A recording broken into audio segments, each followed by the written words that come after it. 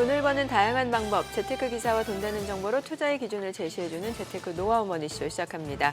간밤 뉴욕 증시 3대 지수가 모두 올랐습니다. 3월 FOMC 회의 결과 기준금리 유지가 결정이 됐고요. 또 연내 금리 인하 횟수도 2회를 유지할 것으로 확인이 되면서 3대 지수 모두 반등에 나섰죠. 네, FOMC 날이고 파월 의장이 마이크를 잡는 날 시장은 무조건 오르기로 작정을 하고 시작한 것 같습니다.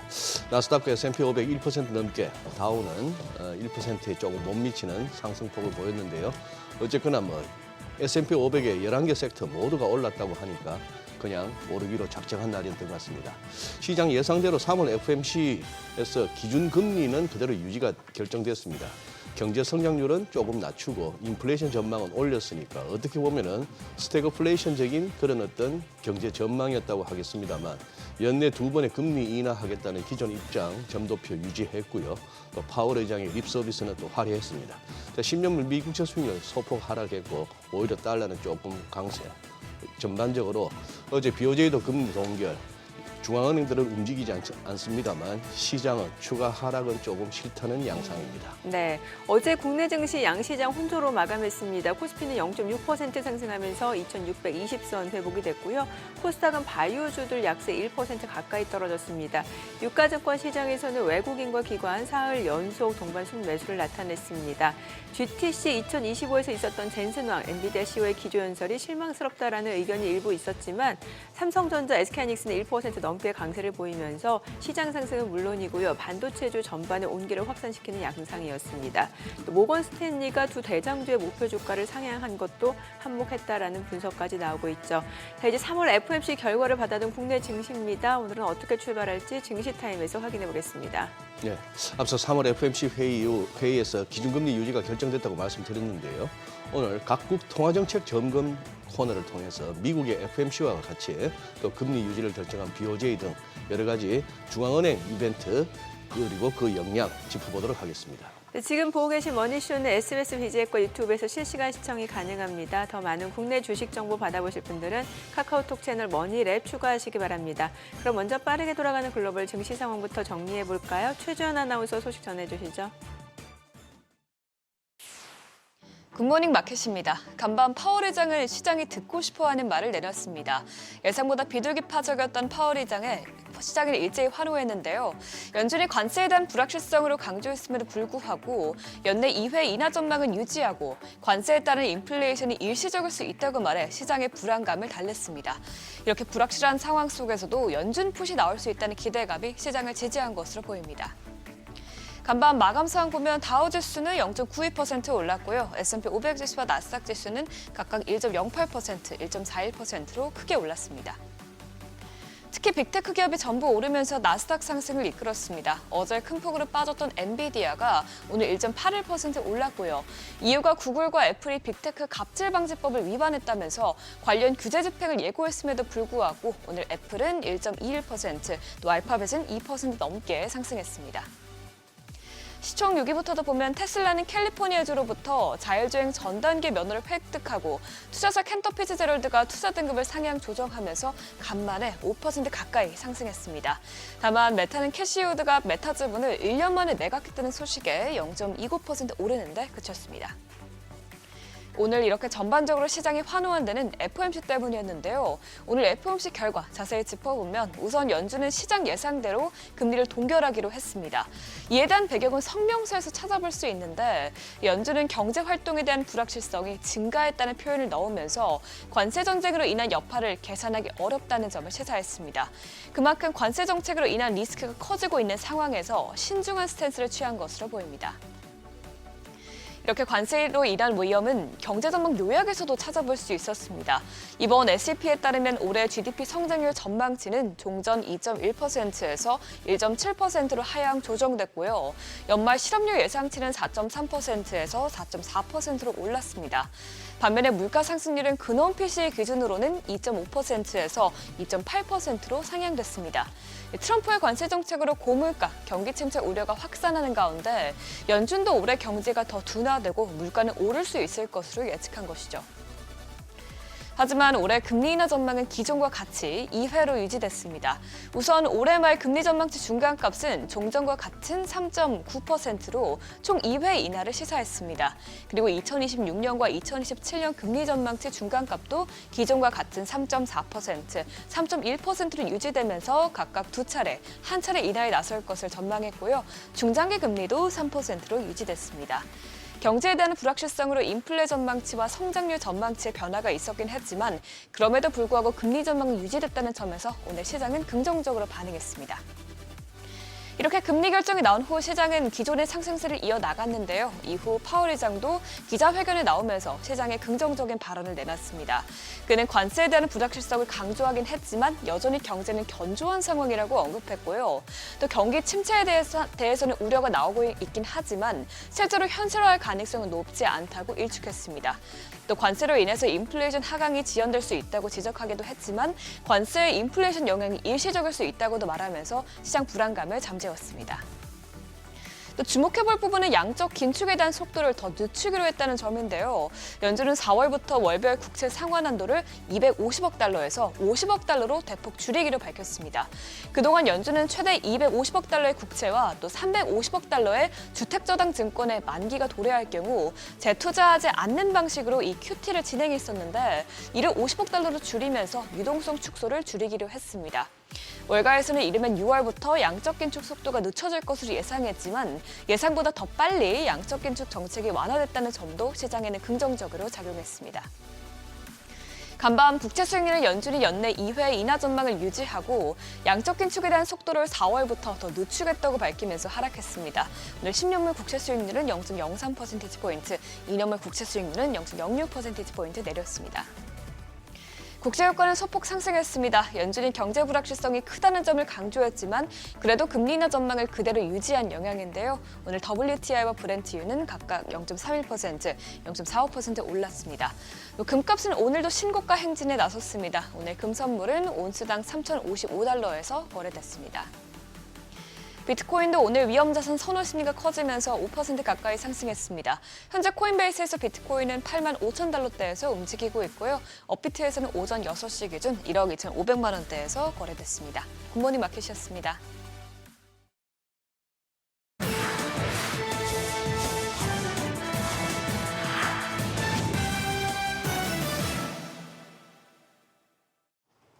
유럽연합이 구글과 애플을 정조준하고 나섰습니다. 구글의 모회사인 알파벳이 검색 결과에 자체 서비스를 더 유리하게 노출하는 등 빅테크 갑질 방지법을 위반했다며 과징금 부과를 예고했고, 또 애플에는 모든 기기가 호환될 수 있도록 아이폰 생태계를 개방하라 명령했습니다. 규정대로라면 구글은 전 세계 매출의 최대 10% 수준의 천문학적인 과징금을 부과받을 수 있고요.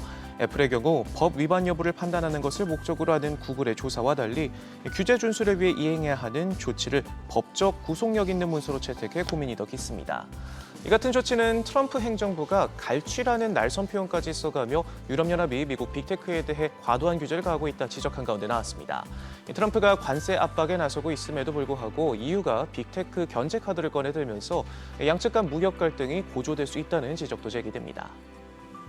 리플랩스가 미 증권당국과의 길고 긴 법적 싸움에서 결국 승리했습니다.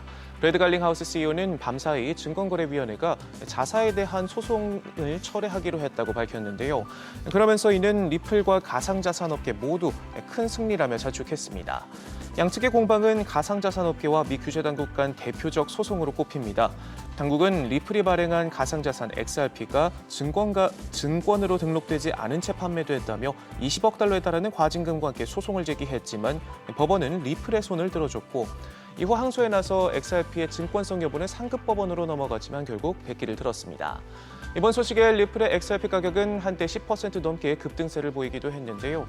가상자산 대통령을 자처한 트럼프의 등장 이후 당국은 업계 주요 기업들을 대상으로 한 여러 법적 소송과 조사를 중단하거나 보류하는 등 힘겨루기에서 밀리는 모습을 보이고 있습니다.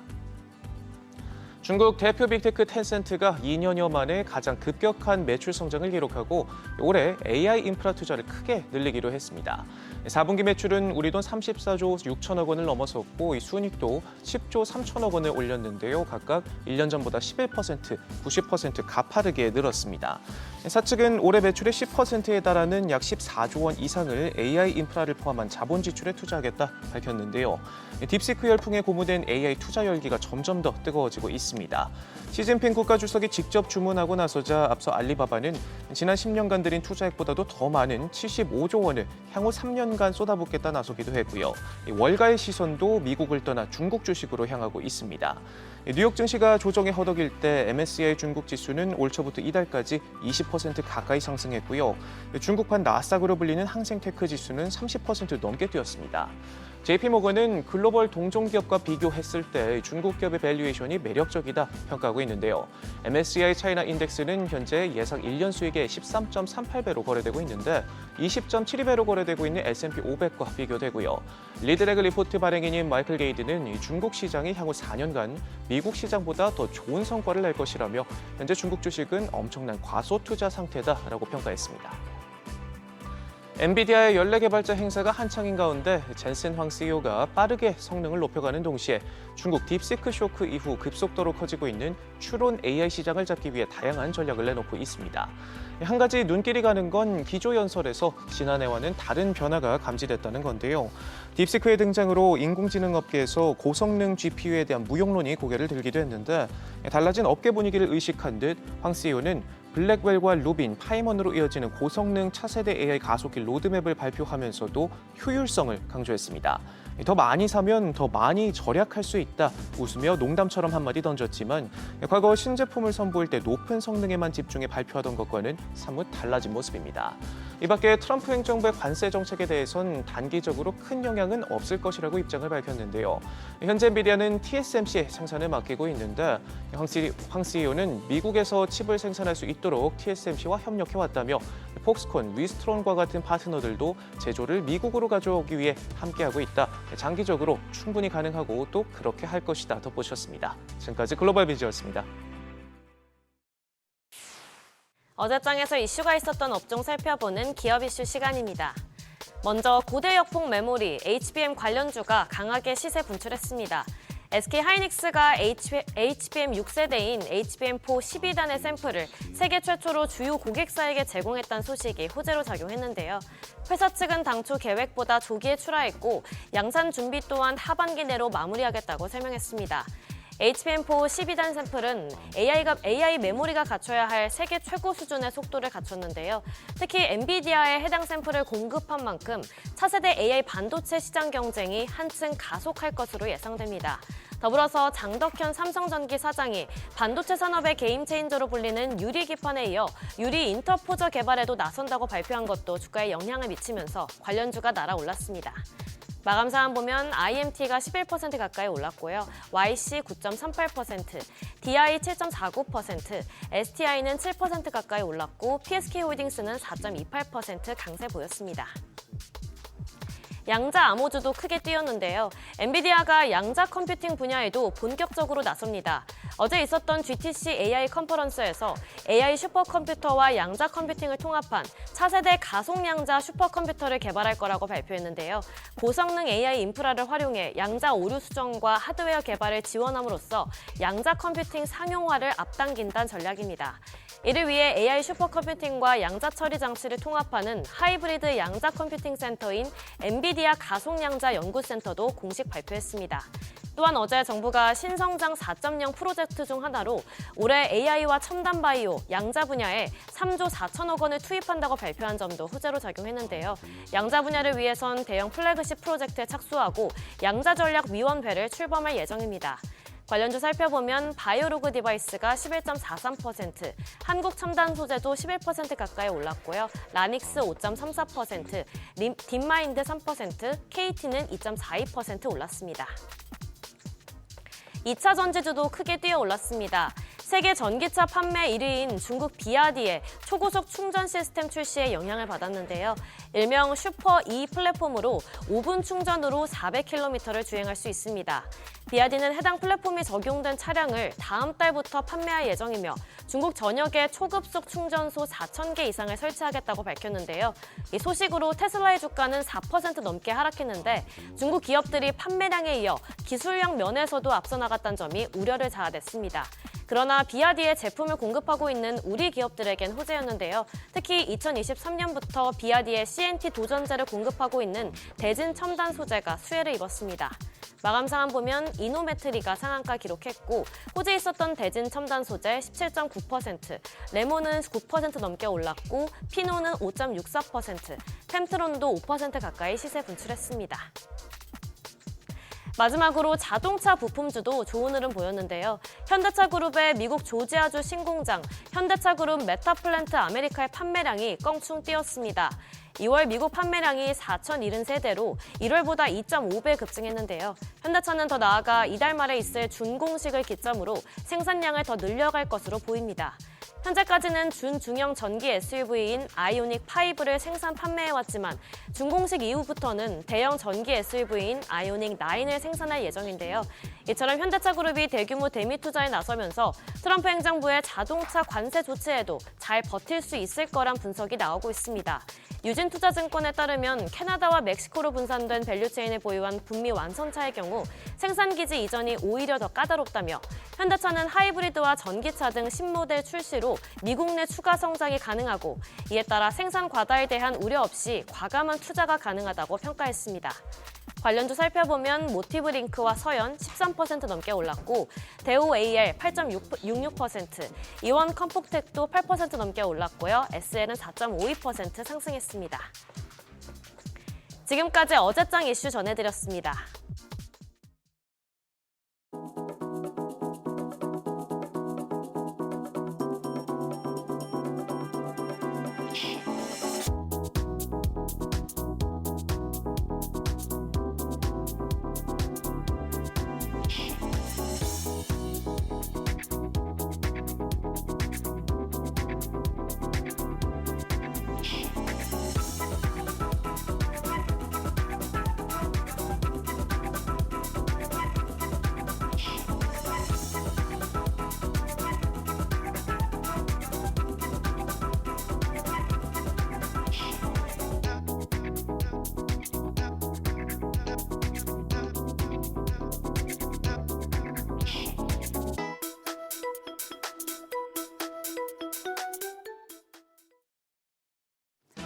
어제 우리 시장 양 지수는 엇갈렸습니다. 업종별 차별화가 뚜렷하게 나타났습니다.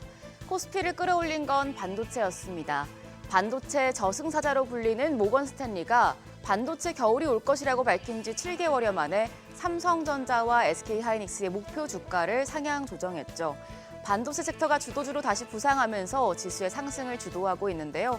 오늘도 시장에서 주도권을 잡고 갈지 주목되고 있습니다. 어제장 복귀하면서 오늘장 투자 포인트 확인하겠습니다.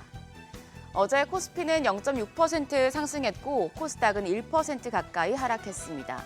일본 BOJ가 만장일치로 금리를 유지한 점은 안도 요인으로 작용했습니다.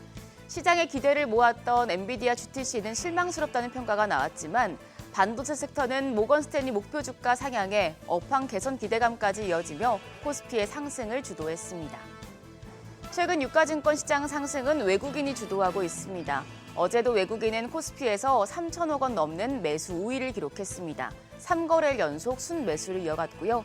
기관도 2,800억 원 순매수하면서 지수 상승에 힘을 보탰습니다. 개인만 홀로 6,700억 원 넘는 팔자 포지션 취했습니다. 코스닥 시장에서는 개인들의 매수세가 이어지고 있습니다. 개인들은 어제도 2,100억 원 넘게 순매수했지만 외국인이 1,700억 원을 웃도는 매도 우위를 기록했고 기관도 228억 원 순매도하면서 지수에 하방 압력을 가했습니다. 시가총액 상위 종목 업종별로 크게 갈렸습니다. 유가증권 시장에서는 반도체 투톱이 상승세를 보였습니다. 삼성전자가 1.56%, SK하이닉스가 1.2% 강세였습니다. 그 밖에 LG에너지솔루션과 자동차 대표주들도 상승했습니다. 반면 삼성 바이오로직스, 셀트리온 등 바이오 대형주는 부진했는데요. 코스닥 시총 상위 종목 내에서도 바이오주들이 일제히 조정을 받았습니다. 알테오젠이 5%, HLB가 6% 넘는 낙폭을 기록했고 코오롱 티슈진과 삼천당제약, 리가캠 바이오 등도 모두 약세 기록했습니다. 10위권 내에서는 에코프로비엠만 유일하게 상승부를 켜냈습니다. 환율은 강보합이었습니다. 정규장 마감 시간 달러 기준 50전 오른 1,453원 40전의 거래를 마쳤습니다. FOMC를 앞두고 대기 모드에 들어간 영향입니다.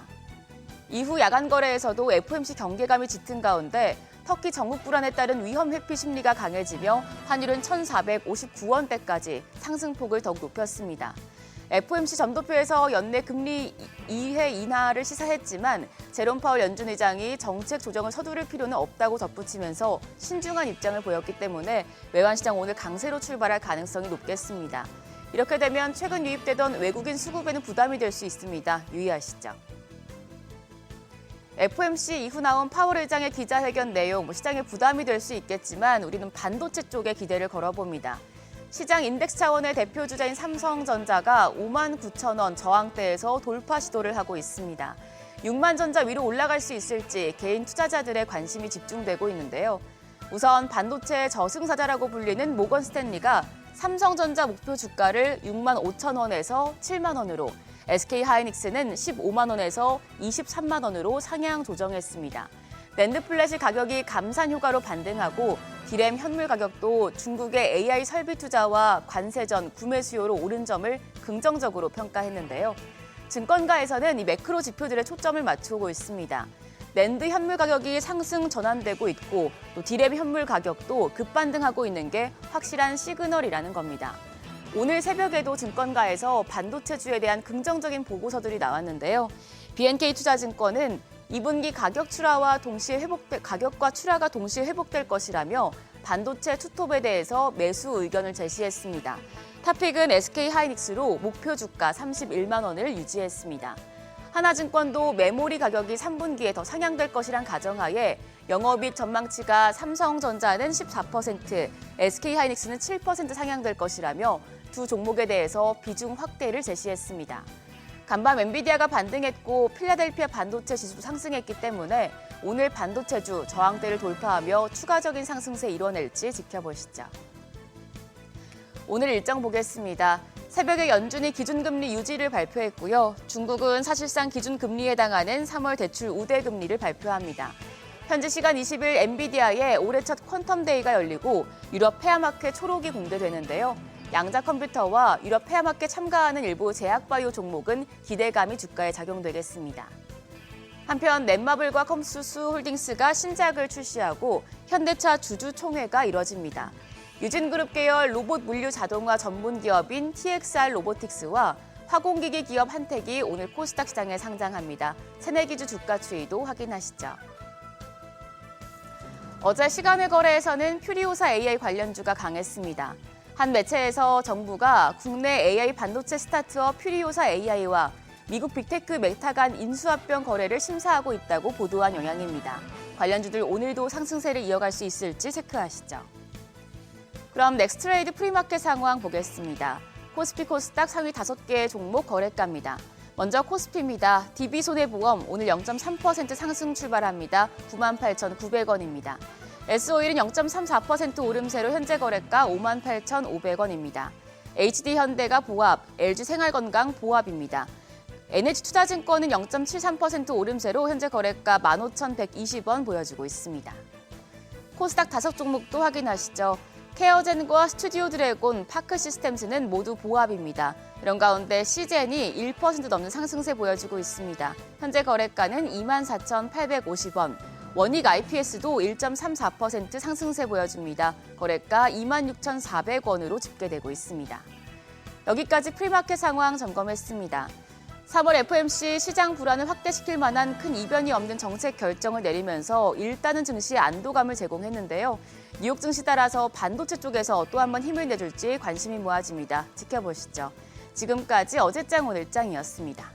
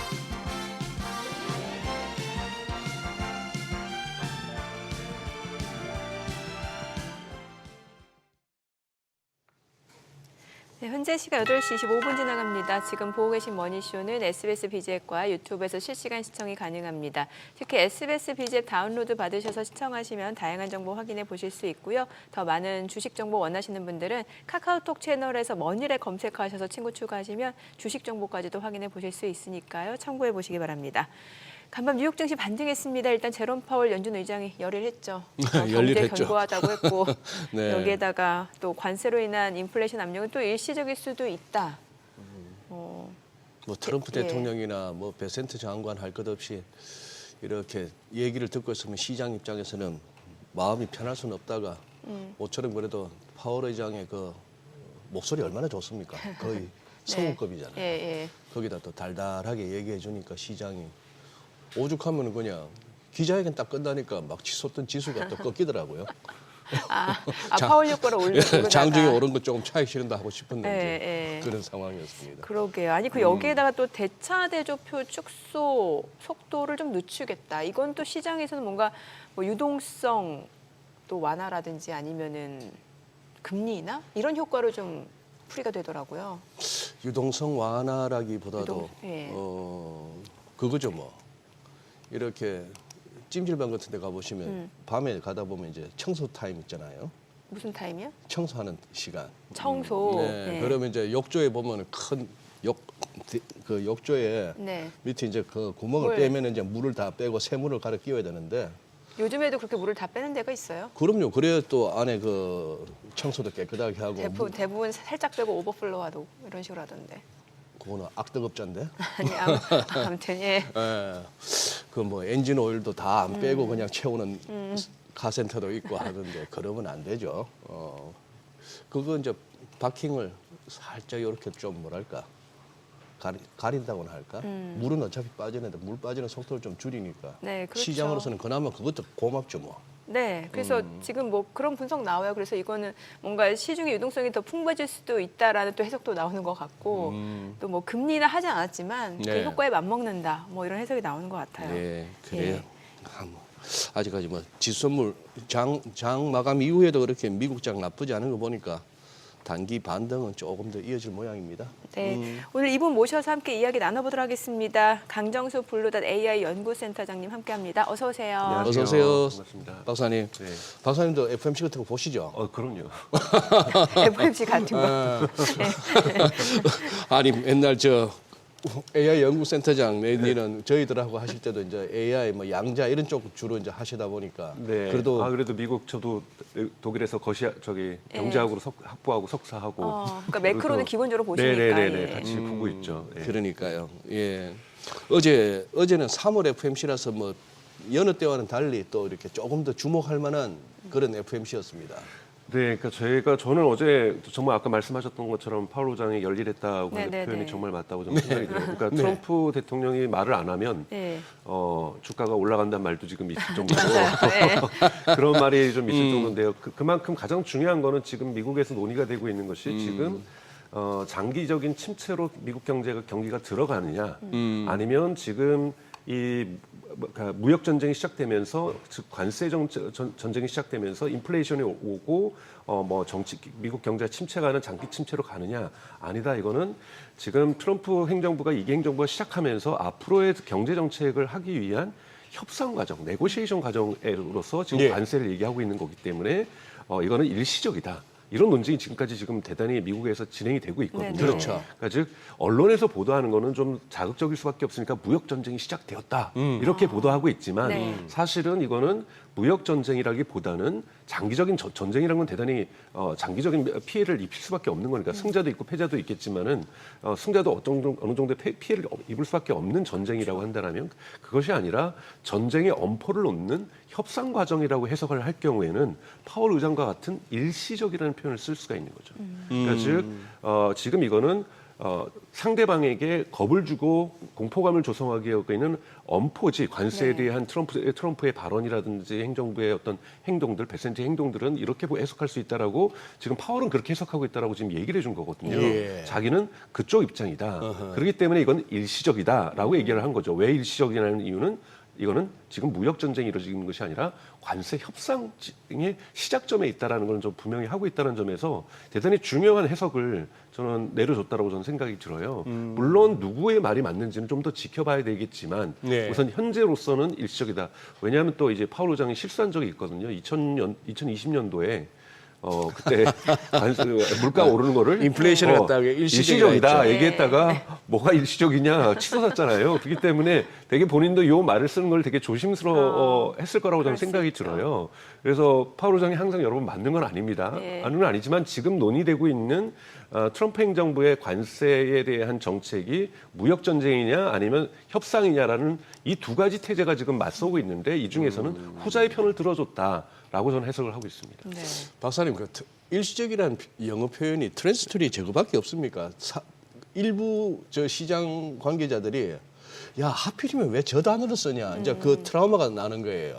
인플레이션이 일시적이다 했다가 그냥 뭐 5% 6%까지 올라갔었으니까. 근데 그 당시 이제 코로나 이후의 어떠한 상황이었던 거잖아요. 그렇기 때문에 일시적인 위기가 왔었던 거고 이것이 어떠한 경제가 전환하는 국면에서 트랜지토리, 그러니까 전환 국면도 어느 정도의 함의를 가지고 있는 거기 때문에 지금도 이제 정부 정책이 바뀌고 있다라는 부분에서 이것이 이 변화하는 과정 속에서 있는 일시적인 고통일 수 있고 일시적인 충격일 수 있다라는 부분에서 저는 적절한 단어라고 저는 생각이 들어요. 그러니까 지금도 정상적인 상태에서 일어났던 것이 아니라 하나의 조정이 있을 수밖에 없는 정부가 바뀌었고 정부의 근본적인 경제 정책이 바뀌고 있는 과정에서 정책의 조정이 있다라면 시장의 조정은 필연적으로 쫓아올 수밖에 그렇죠. 없다라고 우리가 예. 해석할 수 있거든요. 그 과정에 있는 것이지 정말 미국이 뭐 망하기 위해서 열심히 달려가고 있고 노력하고 있는 건 아니라고 우리가 해석할 수가 있는 거거든요. 그래서 저는 과도한 공포일 수 있다. 그러면서 또 하나 얘기하는 것이 미시간 대학에서 그러한 설문조사를 통해서 기대 인플레이션을 조사하는 것. 네. 이것 때문에 사실 주가가 많이 떨어졌었는데 파월 의장이 얘기한 건 설문조사와 실제 데이터는 분명히 다르다.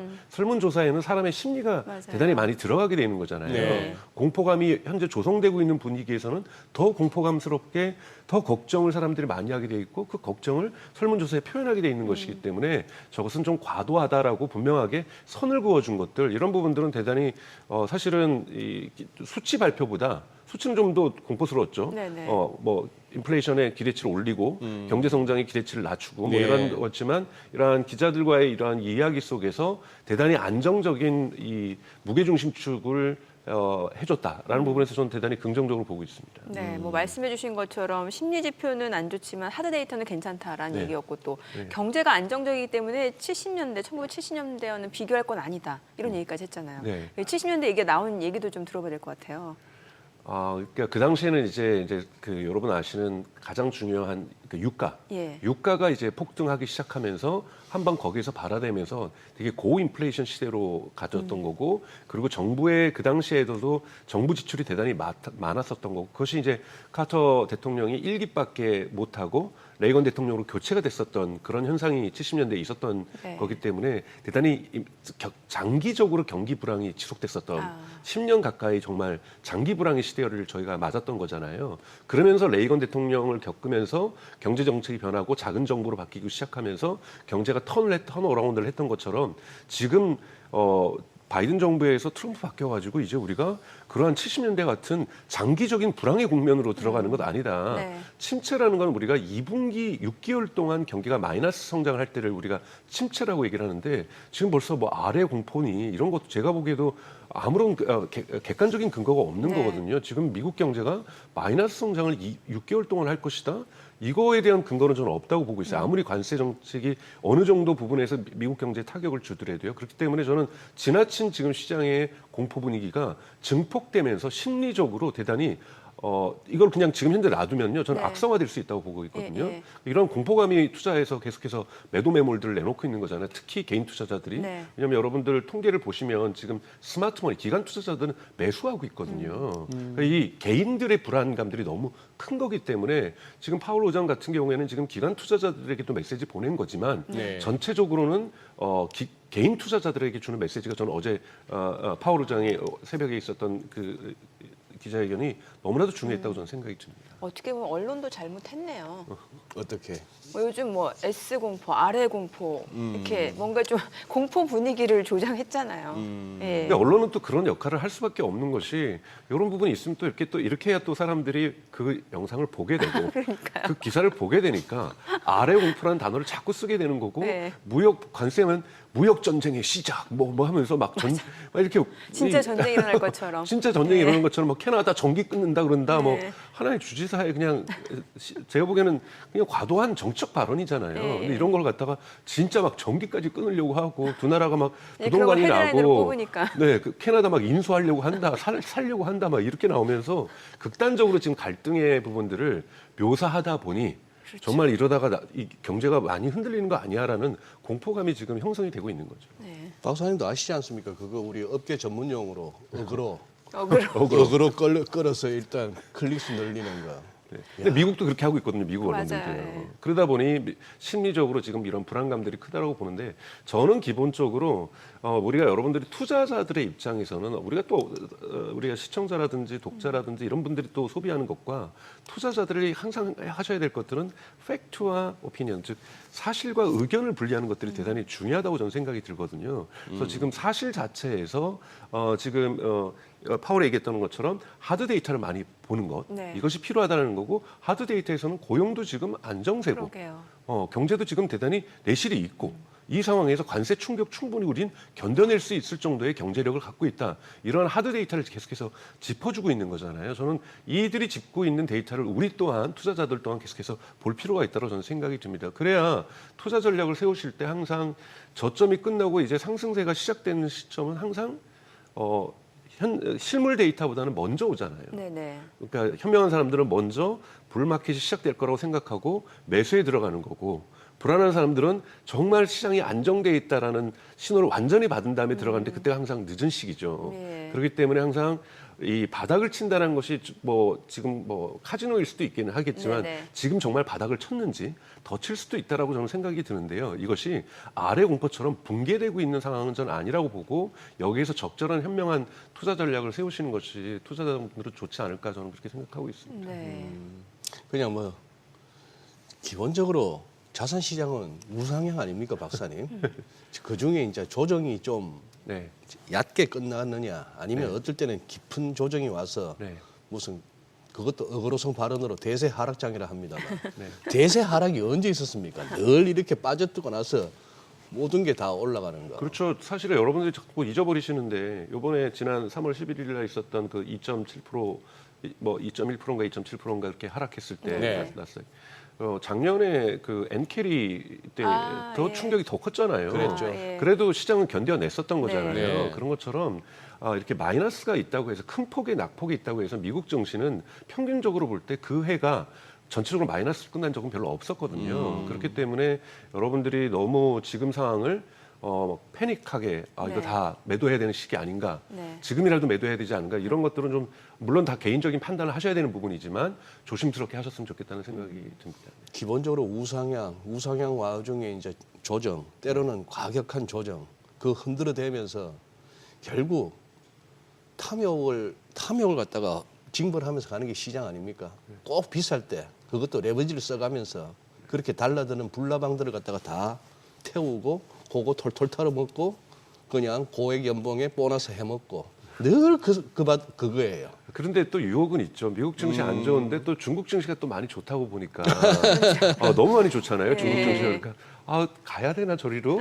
그러니까 이렇게 자꾸 유혹에 빠지시는 거죠. 물론 유혹이 아니라 실질적으로 여러분 현명하게 포트폴리오를 갖다가 구성하셔서 분산 투자를 하시면서 중국도 하시고 뭐 미국도 하시고 이런 거는 하실 수가 있는데 네. 자꾸 나 여기 이제 그만두고 저리 가야 되나 이렇게 기웃기웃 하는 자세보다는 분산 투자의 전략으로 가는 것들이 훨씬 더 저는 맞다라고 저는 생각이 듭니다. 네. 예. 아니 그러면 요즘에 보면 말씀해주신 대로 뭐 유럽이라든지 독일 쪽 좋고 중국 좋잖아요. 그럼 그쪽에 자산이 없으신 분들은 지금이라도 약간은 좀 포트폴리오에 담아보는 건 괜찮다고 보세요? 근데 중국은 이제 포트폴리오 상으로 저는 의미가 있다고 저는 생각이 들어요. 예. 왜냐하면 작년 1년 동안도 그렇고 워낙 2022년에 여러분들 예. 아시는 것처럼 중국의 기술주들이 폭락했잖아요. 네네. 그런데 이번 양회에서 예. 시진핑 주석이 뭐라고 얘기를 했냐면 이들 테크 기업들, 특히 AI 기업들이 성장하는데 장애가 되는 것을 걷어내는 것이 정부의 역할이라고 얘기를 했습니다. 그러니까 확실하게 민간 부분에서의 기술 기업들을 억압했던 정책을 중국 정부가 선회하겠다라는 거를 시진핑 주석이 본인의 입으로 얘기를 한 거고 네. 바로 그 다음 주에 AI와 관련된 국가 펀드가 조성되었는데 달러로는 1,360억 달러 정도의 기금이 조성이 됐어요. 네네. 그래서 민간 투자를 해주겠다라고 하는 것처럼 중국이 이제 테크 부분에서의 문을 열었다라는 것 그리고 사라졌던 마인이 시진핑 앞에 등장했다라는 것 네. 이런 것들이 상징해 주는 바들은 여러분들은 해석을 하실 필요가 있죠.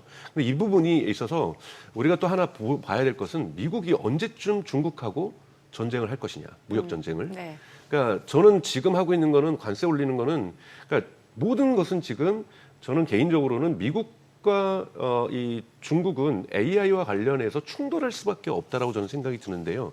그것이 당장 오래 가기에는 미국의 체력이 저는 약하다고 봅니다. 그걸 하기 위해서는 우선 우크라이나 전쟁을 끝내야 되고요. 중동 전쟁도 끝내지 않는 상황에서 지금 중국하고 갈등을 키워나간다는 것은 미국의 지금 군사력이라든지 미국의 경제력 규모에서는 대단히 위험한 것이고요. 그래서 저는 그 전에 우크라이나 전쟁과 중동 전쟁에서의 키를 트럼프 행정부가 어떻게 매듭을 짓는가에 따라서 그 이후까지는 그 이후에는 갈등의 양상이 저렇게 진행될 수 있다고 좀 보고 있어요. 그 전까지 중국 시장은 전 좋을 거라고 보고 있습니다.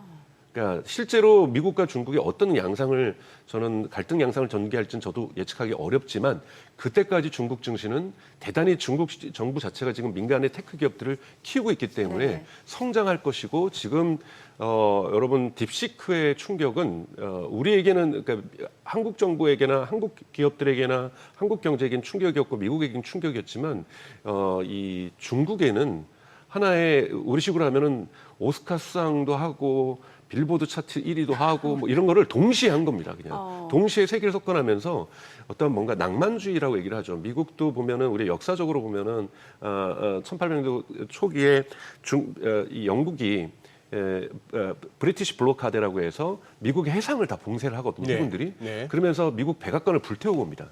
그때 미국의 자존심이 엄청나게 상하게 되면서 우리도 다시 경제를 만들고 영국에 있어 그러니까 이 목화를 키워가지고 이 씨와 씨를 영국에 수출해서 영국에서 공장에서 만든 이 천을 받아가지고 팔았었는데 그러지 말고 우리도 공장 다 만들자. 우리도 영국에 무역하지 말고 미국에 공장 만들어서 자립 경제를 만들어내자라는 분위기가 만들면서 이런 낭만주의 분위기가 일었거든요. 근데 지금 중국에 그런 바람이 불고 있다는 거예요. 딥시크에 의하면서 쉽게 얘기해서 나쁘게 얘기하면 우리가 보통 국뽕이라는 표현도 쓰는 것처럼 네. 지금 중국 문화의 이런 부분들이 대단히 강렬해지면서 네. 이 경제가 민간 경제 갑자기 되게 낙관적이고 그리고 우리 미래지향적이고 우리도 할 수 있다, 우리 해냈다 뭐 이러면서 지금 BYD도 그렇고 곳곳에서 모든 기업들이 계속해서 빠른 속도로 어떤 성과들을 내놓고 있다는 거죠. 그렇기 때문에 중국은 저는 앞으로 2, 3년간은 되게 빠르게 성장할 수 있는 모멘텀을 마련했고요. 또 하나는 유럽이 지금 성장하고 있는 네. 것은 제가 이제 독일에서 한 그러니까요. 12년 공부를 네. 하다 보니까 유럽을 지금 정치를 보면 이번에 이제 독일 정부도 바뀌면서 네. 정말 그 국가 부채 부분을 완전히 풀어버렸잖아요. 네. 그것이 지금 국회를 통과를 했고요. 예. 그러니까 지금까지 사실은 미국한테 미군에게 절대적으로 유럽은 의지해 왔죠. 네. 의지해 왔는데 그리고 사실 예산 별로 안 썼어요. 자신들의 경제 규모에 비해서. 네. 그래서 미군들이 다 나토라는 것에 묶여서 있었는데 이번에 보니까 우크라이나 이 부분에서 이 미군이 안 도와줄 수도 있다라는 판단을 하게 된 거잖아요. 네. 근데 여러분들 우크라이나의 전쟁을 유럽 사람들이 어떻게 받아들이냐면 우리나라로 치면 제주도에서 전쟁 났다고 생각하는 거예요. 왜냐하면 미국은 뭔 저기 대서양 넘어서 지금 전쟁이 난 거지만 네. 바로 옆이 폴란드고 예. 폴란드가 또 무너지면 독일이 들어오는 거고 그렇기 때문에 자기 본토에서 전쟁이 났다라고까지도 느끼고 있는 거예요. 그 여파들이 바로 이민자들이 갑자기 온다든지 뭐 이런 예. 것들도 일어나는 거고요. 네. 그렇기 때문에 우리도 자주 국방하겠다라는 얘기가 지금 유럽에서 엄청나게 나오는 거고 네. 그러면서 흔히 말하는 방산주들이 지금 치솟고 있는 네. 거잖아요. 예. 사실은 그러면서 라인메탈이라든지 독일의 방산업체죠. 지금 가장 성장하고 있는 주식들이기 때문에 그러니까 이런 부분에서 큰 변화들이 일어나면서 유럽이 일어나는 건데 여러분 이런 건데 근데 얼마나 오래 지속될 수 있을지는 조금 더 지켜볼 필요가 있습니다. 왜냐하면 아무리 올라도 라인메탈이라는 이러한 방산주가 대표적으로 한국으로 치면 하나 쪽에 있는 방산 기업들이겠죠. 이런 부분들이 5년, 6년 이렇게 비전 있게 계속 성장할 수 있을까? 그 부분에서 기술력이 과연 있을까? 왜냐하면 라인메탈 같은 경우는 전통적인 이 방산 업체거든요. 그러니까 로키드 마틴이나 이런 것처럼 네. AI라든지 테크적인 기술적인 어떤 부분이 강하진 않거든요. 네네. 그렇기 때문에 이러한 전통 기업이 일시적으로 국가가 물량을 투여하면서 성장할 수는 있지만 과연 지속적으로 지금 이번에 이 우크라이나 전쟁에서 새롭게 개념이 드러났던 AI 밀리터리, 즉 AI 방산 이런 부분에서의 경쟁력을 얼마나 가질 수 있을지는 또 지켜보실 필요가 있다고 저는 생각이 듭니다. 어쨌거나 저 유로존 출범 이후에도 그래도 독일이라는 데가 이제 유로존에서 또 유럽에서 맹주의 근데 요즘 한 2, 3년 동안 아주 안 좋은 안 상황이었죠. 좋았죠. 네. 그러니까 무슨 뭐 분데스방크도 계속 이렇게 시장에 주목을 끌었고. 네. 그런데 문제는 조금 보니까 이 사람들이 좀 약해진 것 같아요. 예스 바이트만이 분데스방크 총재할 때만 해도 거의 매일 한 번씩 그 사람 이름을 봤던 것 같고 메르켈 총리 때까지만 해도 우리나라 국민들 어지간하면 독일 총리 이름 알았는데 네. 요즘은 독일 총리 누군지도 모르겠고 근데 모처럼 이제 독일이 전면에 부상하는 느낌이거든요. 그렇죠. 지금 거의 한 3년 됐죠. 왜냐하면 우크라이나 전쟁하고 똑같습니다. 우크라이나 전쟁이 나오면서 독일이 이제 빠른 속도로 이제 경기 침체로 들어갔죠. 갑자기 네. 에너지 값이 올라가면서 예. 인플레이션 폭등하고 예. 그리고 특히 정책으로 사회적인 갈등들이 지금 일어나고 있는 것 극우파들이 지금 전체적으로 보면 2등했거든요. 그 한 이유들도 이민자들이 엄청나게 사실은 들어왔고요. 네. 그러니까 과거에 중동에서의 전쟁에 의한 1차적인 이민들의 파동이 있었고 우크라이나 전쟁이 이제 발생하면서 우크라이나 이민자들이 있었고 이러면서 독일 경제가 주춤하고 원래는 이제 3인당과 녹색당이 연정을 하면서 세계 여러분도 아시는 것처럼 핵발전소 완전히 문 닫고 이제 다 신재생 에너지로 가겠다고 얘기를 하고 있었는데 이 과정이 과도기적으로 예. 신재생 에너지로 전하는 과정에서 에너지 가격이 올라가고 있었거든요. 네. 에너지 가격이 초기에는 많이 투자를 해야 되니까 올라가고 있었는데 여기에 또 이거를 그나마 에너지 가격이 올라가고 있는 걸 막아줬던 것이 러시아로부터 오고 있었던 천연가스였죠. 그 노르트 스트림. 네, 근데 예. 이 천연가스가 딱 끊기면서 네. 이 거의 폭등하는 수준으로 지금 예. 에너지 가격이 올라가면서 이 모든 기업들도 경쟁력을 잃게 된 거고 소비자들도 주머니 사정이 안 좋아진 거고 네. 이러면서 독일이 지금 우크라이나 전쟁 기간 딱 맞춰서 경기 침체 기기를 겪었는데 요번에 이제 근데 또 이거를 함부로 흔히 말하는 이거를 해결하기 위해서는 정부가 예산을 풀어서 뭔가 이 부스팅을 해줘야 되는데 정부 예산이 여러분 아시는 것처럼 유럽은 이 부채 비율을 규제를 하고 있었잖아요. 유럽 중앙은행에서. GDP 대비 얼마까지. 네, 그걸 네. 규제하고 있었는데 이번에 그걸 풀어버린 거죠. 네. 이번에 그걸 풀면서 국가 예산을 크게 증폭시키면서 여기에서에 대한 기대감이 이제 다시 하면서 우리도 한번 해볼 수 있다. 그래. 저게 너무 우리가 사실 독일이 만든 족쇄였거든요. 스스로 족쇄를 채웠던 네, 거죠. 독일이 지금 다른 국가들한테 그리스 너네 너무 막 부채 많아, 이탈리아 너무 부채 많고 스페인 부채 많아. 사실은 독일에 있는 이 재정 정책으로서 사실은 유럽을 억제고 있었는데 네. 거기에 본인들도 같이 네. 묶여 있었던 거를 네. 본인 스스로가 풀게 되면서 유럽 전체가 우리 그래 좀 위기 상황에서는 국가 재정 풀어서라도 어떻게든지 유럽을 살려봐야 돼. 그리고 미국만 너무 의존해서는 안 되겠어. 이런 생각이 지금 형성되면서 전체적으로 분위기가 사람들 심리 상태도 좀 좋아지고 예. 좀 이렇게 패전 국가에 살아가는 사람들의 어떤 모습에서 우리는 좀 몰락하고 있는 유럽 경제 여러분들 그런 많은 다큐멘터리 보셨을 거고 몰락하고 있는 사회 속에 살고 있다가 우리도 다시 한번 달려볼 수 있다, 뛰어볼 수 있다 이런 생각들이 지금 퍼지고 있다고 볼 수가 있습니다. 뭐 어쨌거나 또 뭐 며칠 전에 했던 비유를 또 듭니다만 어쨌거나 그 수족관에 메기나 문어가 한 마리 들어온 거예요. 그래 지금 뭐 모든 그 수족관 안에 있던 그 물고기들이 지금 뭐 정신없이 이제 움직이는 게 느껴집니다. 전 세계가 지금 요동을 치는 거죠. 트럼프라는 인물이 어떻게 보면 저렇게 세계를 갖다 휘젓다고도 볼 수 있는데 두 가지가 있지 않습니까? 저기는 전범 국가라는 그 어떤 낙인 그리고 바이마르 공화국 때 겪었던 그 초유의 그 엄청난 그 하이퍼 인플레이션 네. 그 두 개가 독일로 하여금 재정에서 좀 엄격하게 네. 그리고 뭐 방산 이런 거에 대해서 생각 못하게 했던 게 이걸 풀어버리는 거 아니에요. 네. 역사적인 거 아닙니까? 그렇죠. 대단히 역사적인 계기죠. 그러니까 네. 실제로 그 독일 같은 건 정확하게 말씀하셨죠. 방사는 하긴 하는데 여러분 독일 방사능 업체들이 되게 많습니다. 잠수함이라든지 라인메탈 탱크라든지 그래도 전통 재래식 무기에서는 워낙 전범 국가이기 때문에 네. 그 기술들이 남아있기 네. 때문에 대단히 잘하는데 그래도 억제되어 왔었는데 이 족쇄가 풀려버리면서 풀렸다. 지금 예를 들자면 자동차 산업이 되게 독일이 안 좋지 않습니까? 네. 중국에 지나치게 의존했었고 약 30%의 매출이 중국에서 나오고 있었는데 중국에서 몰락하면서 지금 메르세데스 벤츠라든지 지금 BMW라든지 폭스바겐 다 지금 안 좋으면서 독일 경제가 더 우울해지고 있었는데 지금 라인메탈이 그러면은 거기 문 닫고 있는 공장들 우리가 인수해서 여기다 탱크 만들겠다. 지금 이러고 나오면서 네, 그러니까. 이 몰락하고 있는 자동차 산업의 그 메꾸는 부분들을 지금 방산 산업들이 해내고 있다는 부분에서 이렇게 우리 몰락하진 않겠구나. 뭔가 혀를 뚫어주는 느낌. 그렇죠. 이런 네. 부분들을 정말 이 독일에서의 자동차 산업은 제1산업이잖아요. 네. 가장 고용도 많이 창출하고 있고 가장 부도 많이 창출하는데 여기가 위에 빠지면서 몰락하는 그냥 우리는 이제 죽은 환자구나라고 생각하고 있었는데 이 환자를 지금 소생시키는 지금 분위기를 만들어낸 거고 여기에서 말씀하셨던 전통적으로 눌려왔던 재정 정책에서 한 번도 경험해보지 못했던 쉽게 말해서 돈을 좀 막 써보는 이런 부분을 좀 우리가 생각하게 됐다라는 거고 막혀있던 방산을 갖다가 우리가 떳떳하게 얘기하게 될 수 됐다. 왜? 우리 스스로를 방해하기 위해서. 그것도 거기는 이제 하나의 자기네 본토가 공격받았다고 전쟁을 하고 있다고 생각하고 있기 때문에 그러니까 흔히 말해서 자기에 대한 방어권, 자기 방어권이라는 논리를 세우면서 이걸 지금 펼쳐나가고 있는 거고, 그러니까 펼쳐나가고 있는 거거든요. 그런 부분에서 저는 명확한 터닝 포인트가 만들어졌다고 보고 있고 이것이 트럼프가 의도했던 아니던 저는 어느 정도 근데 이것이 미국 경제에도 좋을 거라고 보고 있습니다. 지나친 국방비에 있어서의 어떠한 부분들을 지금 8%씩 줄여나가겠다는 목표를 지금 제시를 하고 있는데 이 부분도 어느 정도 기여할 거라고 보고 있고요. 어느 정도 유럽이 국방비에다가 돈을 내줘야 미국이 좀 부담을 좀 덜 수가 있습니다. 네, 알겠습니다. 자, 지금 시각 8시 52분 향해 갑니다. 오늘 양시장 예상 체결지수부터 확인해 보겠습니다. 간밤 뉴욕 증시 3대 지수가 또 많이 올라줬는데 오늘 코스피 0.78% 상승 예상되고요. 2,649포인트로 집계가 됩니다. 코스닥은 약보합 출발 예상되죠. 737포인트고요. 시가총액 상위 종목 예상 체결가 보겠습니다. 삼성전자가 오늘 2% 강세가 예상됩니다. 호가는 59,900원.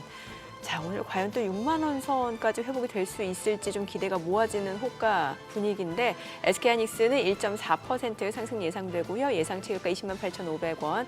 LG에너지솔루션 1% 상승 예상됩니다. 호가는 33만 4,500원이고요. 삼성바이오로직스 107만 9,000원으로 집계가 됩니다. 현대차 0.4% 상승 예상되고요. 기아는 1% 하락이 예상되네요. 지금 호가는 9만 6,100원이고 삼성전자 우선주 1% 오름세 예상되죠. 호가 49,200원. 셀트리온 보합 예상되고요. 한화 에어로스페이스도 아직까지는 보합권 예상되고 네이버가 2% 상승 예상됩니다. 예상 체결가 21만 2,000원으로 집계가 됩니다. 코스닥 시가총액 상위 종목 예상 체결가 보겠습니다.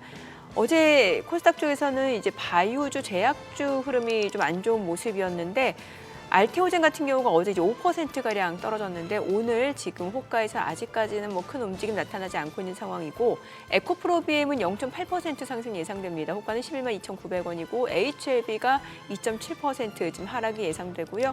예상 체결가는 6만 9,900원으로 집계가 됩니다. 에코프로 1.3% 상승 예상됩니다. 호가는 6만 1,000원, 레인보우 로보틱스는 보합 예상되고요. 삼천당제약이 오늘 호가에서는 8%가량 하락이 예상됩니다.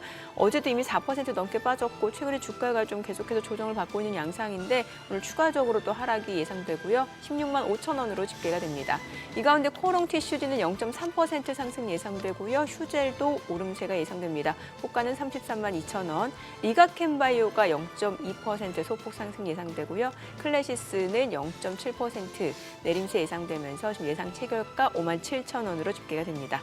자, 이제 개장까지 6분 남았습니다. 오늘 양시장 지금 코스피는 오늘도 좋아 보입니다. 네, 그러네요. 예. 야간 선물 이상의 어떤 동시효과 강한 흐름인데 삼성전자가 결국 59,000원 열고 가는 그날이 될 것 같은데 네. 6만 원도 찍는 날일까? 어쨌거나 방향을 위로 잡은 것 같습니다. 네. 그것도 외국인들이 작심하고 지금 삼성전자를 사들이고 있으니까 그런 상황이네요. 좋아 보입니다. 예. 저기 근데 박사님, 아까 우리 계속 자막에도 나왔고 저 뭐 소개도 하고 했습니다만 비아디가 네. 5분 만에 충전을 한답니다. 네네. 이게 저는 저런 뉴스를 보고 있으면은 이것도 그거 해야겠다 또. 뭐 말만 하면 요새는 쟤는 또 친중파니까 그런 거 좀 하지 말고 좀 네. 얘기하고 듣자고요. 그럼 프레임 씌우지 말고. 네, 프레임 네. 씌우지 말고. 투자자는 그런 거 생각하시면 안 됩니다. 아니요, 보면 뭐 지저분합니다. 뭐 채팅창이나 이런 데 보면은 뭔 말만 하면은. 근데 저기 딥시크는 저도 박사님만큼이나 충격이라고 보는 게 네. 저는 이렇게 받아들이거든요. 꼭 AI가 미국만 해? 그거 꼭 그렇게 비싸게 해야 돼? 사람 그렇게 비싼 돈 주고 써야 돼? 엔비디아 거만 써야 돼? 하는 어떤 의문으로 확 던진 게 딥시크 충격이었다고 맞습니다. 보는데 네. 아니 그럼 비아디가 5분 만에 충전해서 저렇게 짱짱하게 달리는 전기차 시스템을 만들었다면 꼭 테슬라야 돼? 이런 의문을 또 던지는 거 아닙니까? 그렇죠. 원래 중국 사람들이 그런 표현을 쓴다 그래요. 우리는 0에서 1을 만드는 것, 즉 무에서 유를 창조하는 건 잘 못하지만 그 1만 보면 우리는 그걸 100까지 끌어올릴 수는 있다. 아하. 그러니까- 유에서 유는 아니지만 네, 그렇죠. 모방을 잘하는 거죠. 그래서 뭔가 테슬라를 패스트 팔로우인데요. 네, 대단히 예. 근데 이게 중국적인 표현이라고 얘기를 네. 해요. 그래서 우리 미국이 그러니까 그 양원평 그 딥시크를 만드는 그 회사의 대표도 이런 얘기를 했거든요. 지금 미국 기업이 선도하는 건 맞다. 하지만 저걸 우리가 충분히 쫓아가기 위해서 우리는 사람들에게 얘기했던 것은 우리 한번 해서 세계에 도덕적인 우리가 존경을 받는 네. 그런 기업이 되자. 그러면서 직원들을 독려했다고 얘기를 해요. 네. 그래서 우리 식으로 하면 오스카상 한번 받아보자. 이렇게 얘기를 한 거죠. 떼돈을 벌자가 아니라. 네. 그러니까 그런 부분에서 오픈 AI를 다 뜯어본 거고, 그리고 그러니까 뭐 클로드를 뜯어보고 해서 미국에서 잘 돼 있는 AI들을 우선 다 뜯어본 거죠. 예. 그래서 어떻게 베낄까? 어허. 그 베끼는 과정을 하면서 그럼 또 어떻게 또 뛰어넘을까? 근데 이제 이렇게 넘은 예. 거고 이제 한번 뛰어넘으니까 쭉 달리는 거고 사실 비아디가 5분 만에 충전했다고 얘기를 할 수 있는 이러한 것들을 만들어내는 것들은 여러분들이 이제 놓치시면 안 되는 것이 비아디가 전 세계 2위 배터리 기업이잖아요.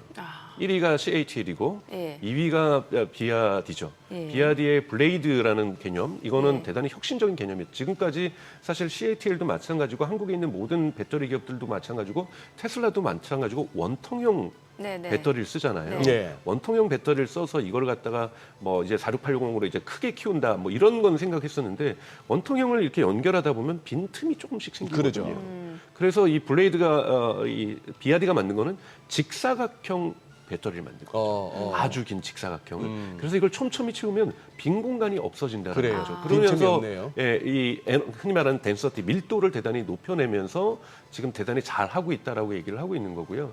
그런 부분에서의 이제 자체 배터리에 대한 자신감이 있기 때문에 이 충전에 대한 판단도 본인들이 할 수가 있습니다. 우리 배터리가 어디까지 견딜 수 있느냐. 왜냐하면 5분 만에 충전한다는 것은 대단히 많은 전기를 집어 있는 거잖아요. 그렇죠. 단순간에. 예, 예, 그러면 배터리 수명이 떨어질 수 있는 단점이 있습니다. 예. 예를 들면 테슬라도 그 기술을 가지고 있어요. 그걸 어디다 적용하냐면 세마이 트럭에만 적용하겠다는 거예요. 그러니까 워낙 트럭은 이 배터리 용량도 크니까 그래요. 그런 높은 전력을 거기다 흐르게 해서 그래도 트럭은 이제 충전 속도가 이제 좀 걸리는 거죠. 그렇죠. 워낙 네. 많이 사용하니까. 근데 그러니까 예를 들면 충전하는 기술이 테슬라에게 없는 건 아닙니다만 네. 비아디는 그거를 왜 트럭에만 할까? 자동차에도 한번 해보겠다. 그리고 어허. 배터리 저렴하니까 뭐 안 되면은 뭐 수명이 이렇게 단축된다고 해서 20년 쓸 수 있는 거 18년으로 17년으로 단축된다고 하는 거 그때 가서 아니면 교체하면 되지. 이런 식으로 지금 치고 나가고 있는 거라고 저는 생각이 들거든요. 사실은 저렇게 빨리 충전하는 것이 반드시 좋은 건 아니지만 사람들에게는 기술 혁신이라고 느껴지는 거죠. 왜냐하면 노르웨이 같은 경우가 지금 전기차 보급률은 중국보다 많거든요. 여러분 아시는 것처럼 작은 국가이긴 하지만 전체 신차 판매에서 지금 순수 전기차는 지금 중국 같은 경우는 이제 30%까지 가까이 되는 거고요. 중국이 지금 전기차 판매 1위라고 얘기하는데 거기에는 플러그인 하이브리드를 플러그인 하이브리드를 예. 포함해서 그렇게 되는 건데요. 예. 순수 전기차만으로도 노르웨이는 90%입니다. 근데 많은 사람들이 자꾸 과거의 개념으로 자꾸 주유소를 생각하시는 거예요. 네. 그런데 보통은 노르웨이는 모두가 직장에 출근하면 모든 직장에 충전이 안 되는 주차장이 없습니다. 그리고 모든 집에도 그렇죠. 충전이 안 되는 곳이 없어요. 아, 그래요? 그래서 우리가 스마트폰 충전하듯이 예. 직장에 출근하면 예. 우선 꽂아놓고 예. 집에 가면 꽂아놓는 것처럼 아하. 모든 사람들의 전체 90몇 %가 또 충전도 집과 가정에서 이루어집니다. 아니 주유소 찾아 헤매는 것보다 더 편리해요, 사실. 네, 그러니까 예. 사실은 저도 플러그인 하이브리드를 써서 항상 집에 가면은 꽂아놓고 예. 뭐 이렇게 보이는 곳에는 꽂아놓는 습관들이 하면은 이 변화가 되면 굳이 그 주유소는 얘기를 저희가 개장하고 좀 들어보도록 네, 하겠습니다. 알겠습니다. 자, 오늘 국내 증시를 확인해보죠. 개장합니다.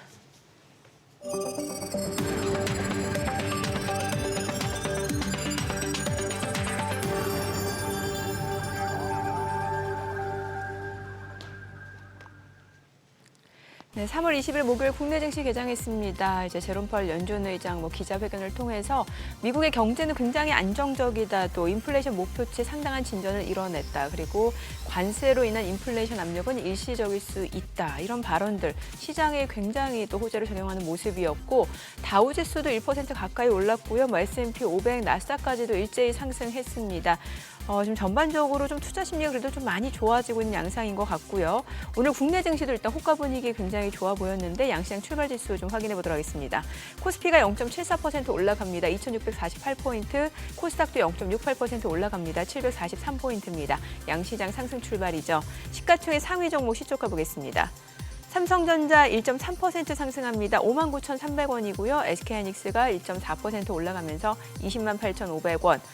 LG 에너지솔루션이 0.9% 올라갑니다. 333,500원이고요. 삼성바이오로직스도 상승합니다. 108,500원.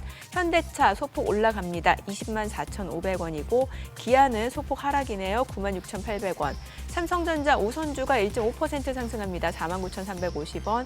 셀트리온도 올라가죠. 187,800원. 하나 에어로스페이스는 1.5% 지금 하락합니다. 746,000원권에서 움직임 이어지고 있는 상황이고요. 어제도 좀 차익 실현 물량들 나오면서 1% 떨어졌는데 오늘도 지금 이틀 연속 하락 흐름 이어집니다. 네이버가 0.7% 올라갑니다. 209,500원이네요. 코스닥 시가총액 상위 종목 시초가도 보겠습니다. 알테오젠 오늘은 약보합에 그치고 있습니다. 어제 좀 많이 떨어졌었죠. 좀 차익 실현 물량들이 나왔는데 그동안 사실 많이 올라온 상황이었기 때문에 좀 차익 실현 욕구가 커질 수도 있는 상황이었고요. 오늘 주가는 41만 7,500원의 흐름이 이어지고 있습니다. 에코프로비엠 1.8% 상승합니다. 11만 4천원이고요. HLB 0.9% 하락하면서 7만 1,200원. 에코프로는 2% 넘게 올라갑니다. 6만 1,700원이고요. 레인보우 로보틱스가 지금 0.9% 올라갑니다. 31만 1,500원이고 삼천당제약 오늘 0.4% 지금 반등 보여줍니다. 나흘 만에 반등이고요. 현재 주가는 18만 1,200원. 코롱티슈즈는 약보합이고요. 휴젤이 0.6% 떨어집니다. 32만 9,500원에 거래되면서 이거래 연속 하락 흐름 이어지고 있고요. 리가캔바이오 0.4% 하락 10만 3,200원. 클래시스는 보합 흐름 이어집니다. 오늘 시장에서 특징을 보여주고 있는 섹터 종목들 체크해 보도록 하겠습니다. 오늘 로봇주들 흐름 좋네요. 일단 오늘 신규 상장한 종목이 있어요. 지금 신규 상장한 종목이 TXR 로보틱스인데 지금 49% 급등합니다. 자, 그리고 에스파 시스템스가 2% 올라가고요. 클로봇도 1.7% 상승 중이고 두산 로보틱스, 레인보우 로보틱스, 엔젤 로보틱스 모두 1% 안팎으로 오름세 이어지고 있고요. 또 유엘 로보틱스도 지금 2% 상승 중이고 그 밖에 하이젠 R&M, 사면, 서암기계공업 이런 종목들이 1% 이상 올라갑니다. 아무래도 오늘 신규 상장한 종목이 이제 로봇주다 보니까 그러한 온기가 그 밖에 여타 로봇주까지도 조금씩 확산되는 게 아닌가라는 생각이 듭니다. 자, 오늘 한택도 신규 상장한 종목인데 26,100원 상승세 보여주고 있는 모습이고요. 자, 로봇주 말고는 가상화폐 쪽도 볼게요. 비트코인도 좀 올라갔죠. 오늘 TS 인베스트먼트가 12% 급등하고요. T사이언티픽도 2% 올라가고 인바이오젠도 2% 가까이 올라가고요. 그렇게 우리기술투자, 하나투자증권도 1% 상승 보여주고 있습니다. 이 가운데 지금 보시다시피 위지트는 0.7% 상승이고 철강 쪽도 좀 볼게요. 오늘 포스코홀딩스가 5% 강세입니다. 32만 9천원 선 흐름 이어지고 있고 포스코스틸리온도 지금 3% 가까이 올라가고요. 그 밖에 현대제철, KG스틸 올라가고 한국철강, 현대제철도 각각 1% 이상 올라갑니다. 주가는 8,230원, 29,050원 선이고요. 한국철강 올라가고 KG스틸, 동국시멘까지 올라갑니다. 자, 수급 상황 체크해 보겠습니다. 오늘 유가증권 시장에서는 지금 현재 개인 투자자가 62억 원 순매수고요. 외국인과 기관은 각각 4억 원, 64억 원 매도 우위를 나타내고 있습니다. 코스닥에서는 개인 투자자가 433억 원 순매수고요. 외국인과 기관 각각 40억 원, 363억 원 매도 우위고요. 오늘 외국인 선물에서 많이 삽니다. 2,200개약 넘게 순매수 보여주고 있습니다. 환율 체크해 보겠습니다. 달러원 환율입니다. 정규장 마감 대비로 4원 60전 상승하면서 1,458원에 개장이 됐습니다. 자, 오늘 시장 흐름 괜찮네요. 지금 보니까. 예. 네. 나쁘지 않네요. 야, 외국인들 배신 때리면 안 되는데. 예. 아유, 그래요. 박사님, 우리 시장도 뭐 지금 여기서 일단 2,600원 올라섰습니다만 여기서 뭐 또 쉽게 말씀드려서 2,400쪽 하고 2,700 위쪽 하고 박사님은 어느 쪽 배팅하시겠습니까? 저는 한국 주식은 정말 잘 모릅니다. 아, 왜 이러실까? 이러면 우리 전부 이 시간에 이 동시효과 할 무렵 되면 우리 보시는 분들도 다 다른 채널로 가시는데 한국 주식 모른다 하시면. 아까 저희 그래도 하던 얘기 마저 해야죠. 그 하고 전기차. 루트 미국 네. 기업도 소개도 꼭 좀 드리고 싶고요. 아, 예, 네. 예. 그래서 비아디에 이렇게 기술적으로 치고 나가는 것 자체가 그렇게 판을 바꿀 거는 저는 아니라고 보는데요. 지금 이제 흔히 말해서 중국 기업들이 물이 오른 거죠. 그래서 계속해서 새로운 것들을 지금 쏟아내는 것. 예를 들자면은 자율주행을 우리 다 무료로 다 풀겠다. 뭐 이런 식의 얘기를 한다든지. 근데 아직까지 비아디의 자율주행 기술은 하웨이 거를 많이 쓰고 있거든요. 자체 기술은 병행하면서 이제 발전시키겠다라는 건데도 지금 그렇게 비아디가 나오니까 세계를 깜짝 놀라게 하고 있는 거잖아요. 지금 5분 만에 하겠다도 지금 미국에서도 난리가 나는 지금 네. 뉴스가 되는 거거든요. 네. 그러니까 이런 식으로 세계에게 우리가 기술 선도 국가가 될 수 있다라는 자신감들을 계속 보여주는 차원에서 하는 것이지 정말 5분 만에 충전하는 것 자체가 뭐 세상을 바꿀 수 있는 새로운 기술이라고 볼 수는 없습니다. 그러니까 테슬라도 이미 세마이 트럭에서는 시연하고 있는 기술임에도 네네. 불구하고 네. 전체 자동차로 확대하지 않았을 뿐인 것인데 비아디는 네. 저거를 전면화하고 있다는 부분에서 좀 다른 차이점이라고 볼 수가 있습니다. 보기 나름인 것 같습니다. 네. 또 뭐 어그론지는 몰라도 네. 저도 그 썸네일 기억나네요. 중국 전기차 기업들의 한 80%가 파산 직전이라고. 그거는 중국 정부가 그렇게 의도하고 있어요. 중국 정부는 뭐라고 했냐면 처음에 한 2,000여 개로 시작을 했고요. 네. 지금 100여 개가 있는데요. 네. 지금 17개에서 20개만 남기겠다는 게 중국 정부 입장이에요. 아, 그래요? 네, 그래서 앞으로 더 많이 파산할 겁니다. 근데 파산하게 되면 어떤 형태로 파산하게 되면 그 회사의 기술들을 나머지 회사 인수해 갑니다. 기존 회사. 이러면서 사실은 성장해 왔던 거거든요. 네. 지금 휴머노이드 로봇 사업도 똑같은 방식을 취하겠다는 그래요? 거예요. 2,000개 정도의 스타트업들을 만들게 하고 예. 계속해서 이 쓰러져가는 기업들의 기술들을 이전시키는 거죠. 그러면서 결국 적자 생존 과정을 그래서 거쳐서 7개만을 남기겠다는 것이 중국 정부의 목표입니다. 아, 예. 루트 기업 말씀 주시죠. 네, 루트라는 기업을 한국에서 이제 많이 모르시고 계시고 네, 네. 요거 2달 전에만 언급해 그렇죠, 주셨어도 이거 여러분. 대박이었는데. 5달러였습니다. 근데 지금 153달러를 가고 있거든요. 네, 네, 네. 근데 왜 그러냐면 왜 이런 신흥 강자, 신흥 2015년에 설립된 자동차 보험회사예요. 근데 미국의 자동차 보험 시장이 보니까 한 2,500억 달러 규모입니다. 연간. 그러니까 엄청나게 자동차가 많다 보니까 네. 자동차 보험회사에서는 뭐 프로그레시브라든지 대단히 큰 회사들이 많은데 어떻게 이런 스타트업이 네. 상장하게 되고 어떻게 이렇게 성장하게 되는가는 AI 기업이라는 거예요. AI. 그러니까 즉 자동차 보험에는 지금까지는 우리가 뭐 흔히 말해서 1년에 얼마를 탔느냐 뭐 이런 걸 가지고 사고를 얼마나 났냐고 보험료를 측정을 하잖아요. 여기에는 앱을 반드시 자동차를 타면 사람들이 작동을 시킵니다. 그래서 지금 앱 다운로드만 1,400만 건이 지금 있었는데요. 이게 뭐냐면 앱을 다운로드해서 앱을 킨 다음에 운전을 하면은 이 앱이 우리가 내비게이션처럼 저의 운전 습관을 기록합니다. 아하. 그래서 AI에 의해서 이 사람이 앞으로 사고 날 확률을 예측을 해서 조심스럽게 운전을 하고 안전운전을 많이 하는 사람이면 보험료를 다음 달에 인하를 해줍니다. 예. 그래서 지금 모은 이 데이터가 290억 마일. 그러니까 엄청나게 많은 데이터들이 모으면서 점점 예측률이 좋아지고 있어요.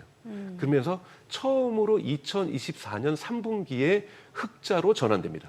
그러니까 자동차 보험회사가 스타트업으로 돼서 10년 만에 흑자로 전하는 것도 대단히 의미 있는 거고요. 그러면서 지금 빠르게 성장하고 있는 것, 그리고 지금 겨우 미국에서 34개 주밖에 허가가 안 되고 있어요. 네. 왜냐하면 이 루트라는 것은 이 흔히 말하는 이 새로운 AI 기법을 쓰기 때문에 이 예. 기법을 허가해 주는 데가 많지가 않거든요.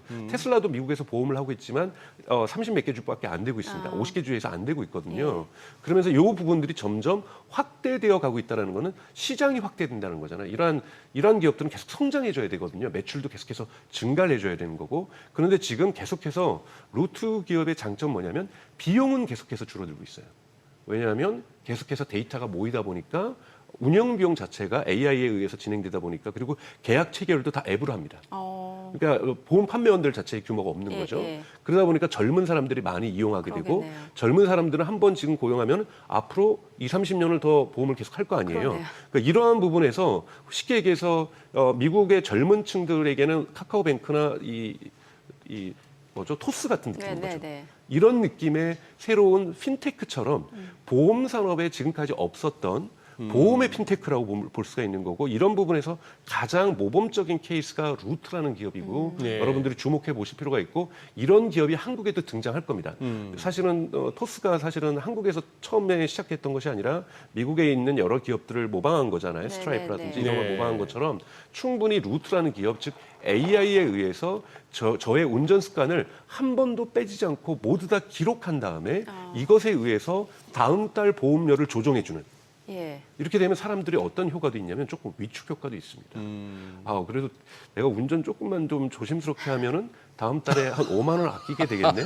이걸로 그냥 스타벅스 커피 좀 몇 잔 더 사 먹을 수 있을까? 이런 사람이 심리가 생기고 또 그리고 이렇게 기록이 됩니다. 월말에 당신 요번 달에 얼마 절약해서 다음 달에 얼마 깎아줄게요. 그럼 이 사람이 뭔가 도전 의식이 생기거든요. 그러면 이걸 또 공유를 합니다. 이 인스타그램이나 이런데 찍어가지고 내가 어떻게 안전운수 점수 몇 점을 받아서 얼마를 했다 그러면 바이럴 효과가 마케팅 비용도 많이 안 들어요. 그러면 사람들이 나도 루트로 바꿔볼까? 그러면서 이런 재미들이 생기는 거거든요. 그러면서 루트가 점점 시간이 갈수록 확산되어지는데 테슬라가 TV 광고 안 하는 것처럼 루트도 대단히 바이럴 마케팅에 의존한다. 그래서 비용도 절감되고 있고 그리고 이런 AI에 의해서 기술 기업 보너스가 있다라는 것. 이것들이 지금 주가가 사실은 지난 3분기 때 처음으로 적자에서 흑자로 전환하면서 4분기 때는 그 규모가 더 커지고 있고 아마 이번에 1분기 발표가 나면은 저는 더 올라갈 거라고 보고 있습니다. 그러니까 흑자의 폭이요. 수익률도 폭도. 그렇기 때문에 되게 건강하게 성장하고 있는 기업이기 때문에 여러분들이 관심 있게 좀 보실 필요가 있다. 아마 루트라는 것을 한국 방송에서 다뤄본 거냐 언론에서 다뤄본 건 아마 저희가 머니쇼가 최초라고 저는 생각이 듭니다. 좋네요. 아니 그러니까 이렇게 생각하면 돼요. 우리나라 이렇게 삼성화재 같은 자동차 네. 보험회사인데 앱으로 그러니까 이게 AI가 적용된 앱이어서 내가 운전하는 걸 다 기록이 되고 네. 그래서 보험료가 다음 달에 막 변하고. 근데 우리나라는 보통 연간 1년으로 하잖아요. 그렇죠. 연간으로 미국도 합니다만 그러니까 이런 것들 다 바꿔버리는 거죠.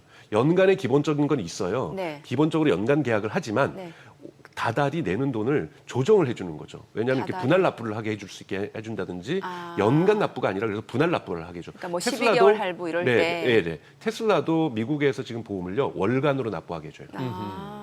그래서 테슬라도 요즘 어떤 걸 하냐면 FSD를 써서 쓰게 돼서 사고율을 줄이면 보험료를 낮춰줍니다.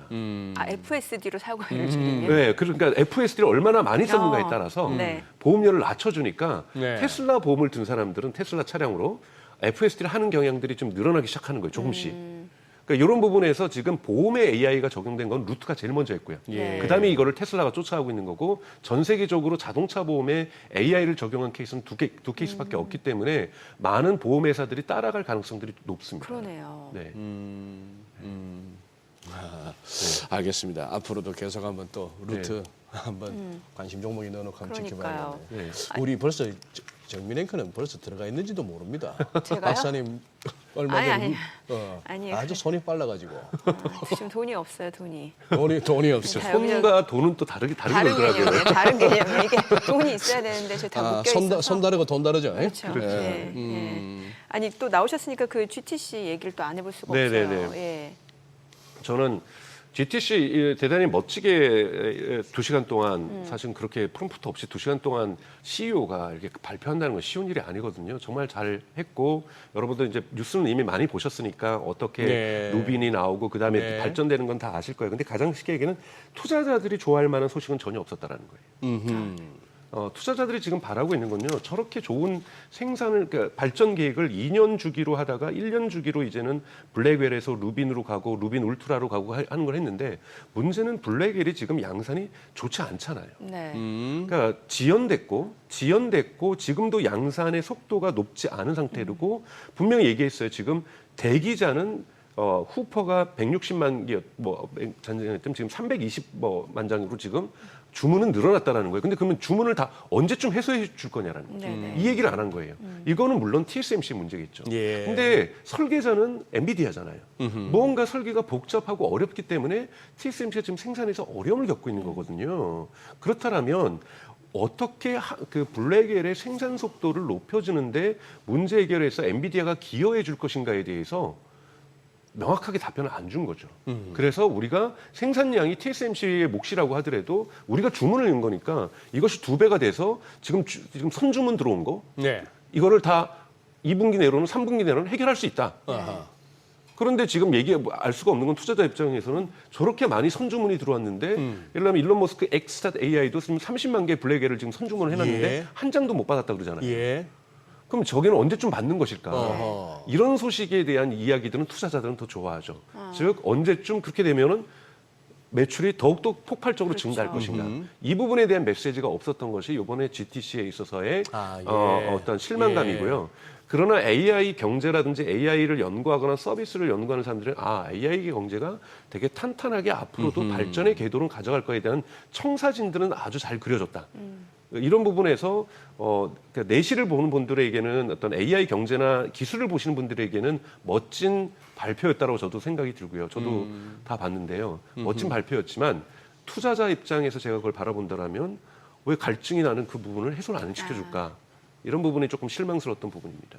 네, 알겠습니다. 오늘 여기까지 듣겠습니다. 내용 잘 들었습니다. 고맙습니다. 네, 고맙습니다. 네, 오늘 들으신 내용과 관련해서 더 다양한 정보 원하시는 분들은 카카오톡 채널에서 머니를 검색하셔서 친구 추가하시기 바랍니다.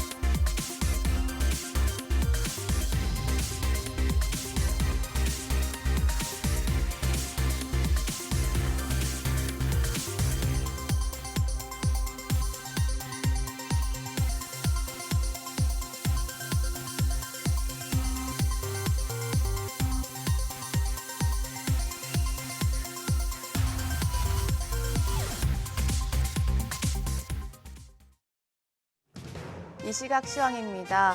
현재 국내 증시 간밤 있었던 FOMC 결과까지 무난하게 소화하는 모습입니다. 상승폭이 그렇게 크진 않지만 양지수 모두 오름세 기록 중입니다.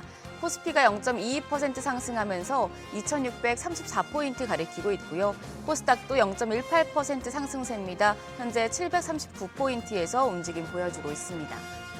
수급 상황 보겠습니다. 유가증권 시장 오늘은 외국인이 팔자 포지션 보여주고 있습니다. 500억 원 가까운 매도 우위 기록 중이고 기관 역시도 176억 원 매도 우위 보여주고 있습니다. 이런 가운데 개인만 홀로 647억 원 순매수 기록하고 있습니다. 코스닥 매매 동향입니다. 코스닥 시장에서도 메이저 수급 주체 모두 팔자 포지션 취하고 있습니다. 외국인 금액은 소폭이지만 매도 우위 기록 중이고 기관 역시도 478억 원 매도 우위 나타내고 있습니다. 이런 가운데 개인만 홀로 645억 원 순매수하고 있습니다. 등락률 상하위 업종입니다. 오늘 에너지 장비와 서비스, 철강, 석유와 가스 업종 상승률 상위권에 위치해 있습니다. 반면 우주항공과 국방, 판내 업체, 건강관리 기술 업종은 하락폭이 큰 것으로 집계됩니다. 그럼 시장을 주도하는 테마 종목별 시세 체크하겠습니다. 오늘 퓨리오사 AI 관련주가 상승합니다. 한 매체에서 반도체 스타트업 퓨리오사 AI와 미국 빅테크 메타 간 인수합병 거래를 정부가 심사하고 있다는 보도가 나오자 어제 시간의 거래에서부터 관련주들 주목받고 있는데요. DSC 인베스트먼트가 11.28% 상승하며 현재 거래가 5,830원입니다. TS 인베스트먼트도 7.54% 강세로 1,275원에 거래되고 있습니다. 오늘 포바위포가 급등합니다. 15% 가까운 상승세 보여주면서 7,870원. 엑스페릭스도 6.18% 강세로 거래가는 4,125원입니다. 2차 전지 관련주도 강세 기록 중입니다. SK온이 닛산에 15조 원 규모 전기차 배터리를 공급한다는 소식이 전반적으로 호재로 작용하고 있는데요. SK 아이테크놀로지가 4.27% 상승하며 26,850원, SK 이노베이션도 2.4% 오름세 기록 중입니다. 현재 거래가 127,600원입니다. 더불어서 삼성 SDI가 1.51% 오름세로 194,800원, LG화학 오늘도 상승 중입니다. 1.65% 강세로 24만 6천 원에 거래되고 있습니다. 더불어 롯데에너지 머티리얼즈도 1.89% 강세 보여줍니다. 로봇 관련주가 반등합니다. 유진그룹 계열 로봇 물류 자동화 전문 기업인 TXR 로보틱스의 상장 효과를 받고 있습니다. TXR 로보틱스 현재 94% 폭등세 보여줍니다. 거래가 26,250원, 150원이고요. 유일 로보틱스가 1.27% 상승하며 63,800원에 거래되고 있습니다. T로보틱스가 2.25% 오름세로 14,980원입니다. 또 SP 시스템즈가 0.71% 강세로 현재 거래가 8,510원이고요. 다만 서암기계공업은 0.14% 하락 전환된 상태입니다. 마지막으로 반도체 장비주 보겠습니다. 오늘도 상승세 이어가고 있습니다. 메모리 반도체 업황 개선 조짐이 나타나는 가운데 간밤 엔비디아가 반등하고 또 필라델피아 반도체 지수가 강세를 기록한 영향입니다.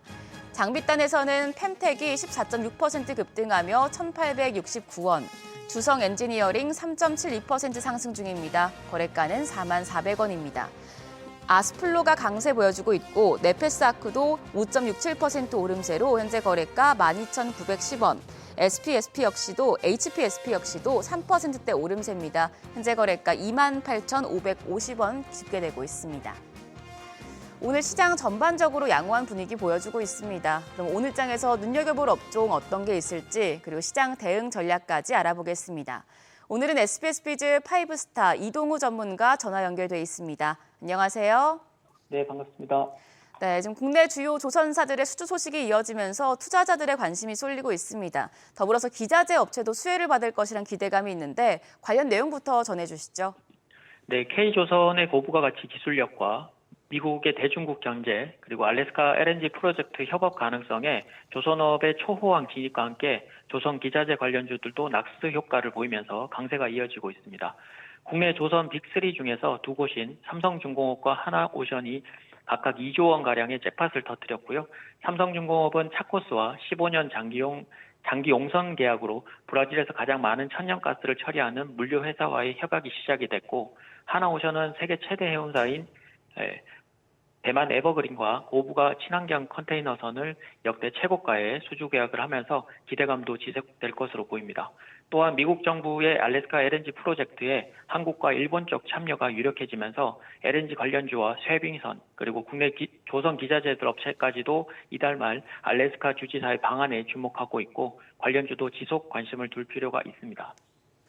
네, 그럼 조선 기자재 관련주 중에서 어떤 종목 좋게 보시나요? 네, 관련주들 대부분이 지금 상승한 상태인데요. 아직도 좀 상승을 좀 덜한 쪽에서는 하나엔진과 HD 현대마린엔진을 좀 보고 있습니다. 하나엔진은 선박 엔진을 제조하고 있고요. 14년 세계 최초로 선박용 이중연료 엔진 상용화 및 적자 기술로 친환경 탈취 시스템 개발을 성공했고 세계 2위의 저속 엔진 시장 점유율을 유지 중으로 호주 오스탈 지분 인수 소식에 미국 군함 시장 진출에 발판을 마련하게 되면서 신규 선박 건조 주문 증가에 따른 혜택이 예상이 됩니다. 기술적으로는 올해 사상 최고가를 돌파한 이후에 22,000원과 28,000원대 박스권을 유지하면서 재차 돌파 시도를 하고 있는 위치에 있고요. 다시 한번 박스권 돌파가 가능한 거래량이 조금 매집성으로 좀 보이기 때문에 접근은 25,200원에서 26,200원까지 매수가 가능하고요. 1차 목표가는 3만 원, 그리고 손절가는 24,000원을 제시해 드리도록 하겠습니다. 두 번째 종목은 HD 현대마린엔진인데요. 선박용 엔진 사업과 엔진 부품 및 서비스 사업을 하고 있는데 HD 한국조선해양과 HD 현대미포의 캡티브 물량 소화와 뛰어난 수익성을 좀 보이면서 10% 수준의 높은 영업이익률을 좀 유지하고 있습니다. 친환경 규제 강화에 따라서 이중연료 엔진 수요가 늘어나고 있는데 글로벌 엔진 업체인 독일 MAN 에너지 솔루션과 제휴를 통해서 경쟁력을 확보했고 추가 강세가 용이한 자리입니다. 기술적으로는 연중 신고가를 이미 돌파했지만 중장기 이평선이 확장되면서 급등 전까지는 천천히 우상향을 지속할 모습으로 접근은 28,200원에서 29,200원까지 가능하고요. 1차적인 목표가는 32,500원, 손절가는 27,500원을 제시해 드리도록 하겠습니다. 네, 오늘 국내 증시 코스피가 추가적인 상승세 보여주고 있고 코스닥도 상승폭은 작지만 반등 흐름 보여줍니다. 포트폴리오 전략 어떻게 가져가야 좋을까요? 네, FMC 소화 이후에 미국 증시가 다시 안정감을 찾은 모습이지만 4월 초까지의 이제 관세 부과까지 다시 또 염려가 되는 부분들이 있습니다. 그래서 다시 추가 반등의 실마리를 찾기는 좀 쉽지는 않을 듯한데요. 국내 증시도 강세 정책에서 자유롭진 못해서 반등의 가속도가 붙지는 못하지만 확실히 하락은 제한적인 상태에서 중소형 종목별 장세가 이어지는 데는 큰 문제가 되지는 않을 것 같습니다. 업종으로는 국내 대표 제조업 쪽의 반도체 업종은 모멘텀이 있는 유리기판이나 온디바이스 AI, 소캠 관련주들의 순환 반등이 예상이 되고요. 기존 주도주 역할을 하고 있는 조선중공업이나 조선기자재 등은 상승 추세를 좀 극대화하는 전략, 그리고 테마로는 우크라이나 재건이나 원전주들, 그리고 알래스카 LNG 프로젝트, 의료 미용 쪽을 관심을 가지시고 포트를 압축 구성해 나가시면 좋을 것 같습니다. 네, 오늘 말씀 고맙습니다. 지금까지 업종과 대응 전략 알아봤습니다.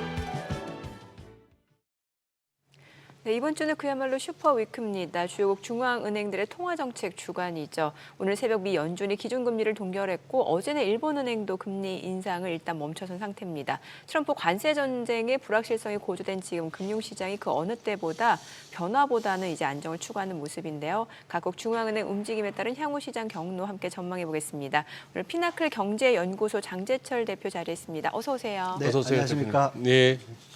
오늘 한 번 더 여쭤 이제 중앙은행들의 통화 정책 한 번 더 점검을 해봐야 될 것 같습니다. 네. 이제 트럼프 대통령 2기가 출범하고 어떻게 보면은 1월 20일 딱 2달 됐네요. 1월 20일 취임하고 오늘 3월 20일이니까 네. 두 달이 2년 같습니다. 그동안 벌어졌던 많은 일들이나 변화가 있었죠. 네, 시장에 또 주는 임팩트는. 그래서 어떻게 보면 시장 입장에서는 중앙은행들이라도 좀 시장이 우호적인 어떤 정책을 펼쳐줬으면 싶은 그런 상황인데 일단 어제 미국 FMC는 고비를 잘 넘긴 것 같습니다. 어떻게 보셨습니까? 네, 지금 말씀 주신 대로 중앙은행의 역할을 좀 한 것 같습니다. 그동안 시장이 굉장히 네. 많이 변동성이 컸었고 예. 특히 미국 경제 우려가 컸었잖아요. 그런 상황에서 연준이 정책 금리를 동결한 거 네. 그리고 지난 12월 달에 전망했던 거와 같은 그 전망을 유지했다는 것 자체는 어떻게 보면 시장이 그동안 좀 경제에 대해서 우려했던 거를 좀 그런 것이 과대했던 게 아니냐 이렇게도 판단해 볼 수 있거든요. 네. 그리고 금리를 동결했지만 기자회견에서도 그렇고 전반적으로 시장의 그 미국 경제 괜찮고 예. 완전 버틸만 하고 금리를 인하할 거를 서두를 필요가 없다라는 메시지를 충분히 전달한 것 같습니다. 그래서 예. 그런 부분들이 이제 시장에 좀 영향을 줘서 뭐 1% 내외로 3대 지수가 상승하게 된 계기가 됐고요. 예. 또 여러 가지 또 뭐 양적 완화, 양적 긴축에 대한 얘기도 했었잖아요. 네. 좀 재투자 규모를 좀 조정해가지고 시장의 유동성을 좀 주겠다는 점은 또 금리를 낮추는 부분도 있어서 이런 것들은 시장에 좀 우호적으로 작용한 것 같습니다. 네. 보니까 지금 경제 성장률 전망치는 하향 조정했고 오히려 인플레이션 전망치는 올렸단 말이죠. 뭔가 좀 스태그플레이션 우려가 있을 법하거든요. 예, 그 점이 이제 어떻게 보면 금리는 동결을 했는데 예. 그리고 미국 경제도 잘 간다고 했는데 사실은 성장률은 하향 조정하고 인플레이션을 올렸어요. 네네. 그리고 실업률도 소폭 상향 예. 조정하고 이거는 지금 말씀하신 대로 스태그플레이션에 대한 우려라고 얘기를 하는데 그럼에도 불구하고 미국 경제 성장률 올해 2.1에서 1.7로 낮췄거든요. 네네. 그렇지만은 내년도 아니면 뭐 후년도까지 1.8% 조금 하향 조정은 했지만 잠재 성장률, 장기 성장률이 1.8%예요. 그 수준 유지한다고 하고 그리고 얘기 많이 나왔는데 기자회견 때 그 트럼프 행정부의 그 관세가 네. 인플레이션에 많이 영향을 미치는 거 아니냐라는 얘기를 했을 때 이것이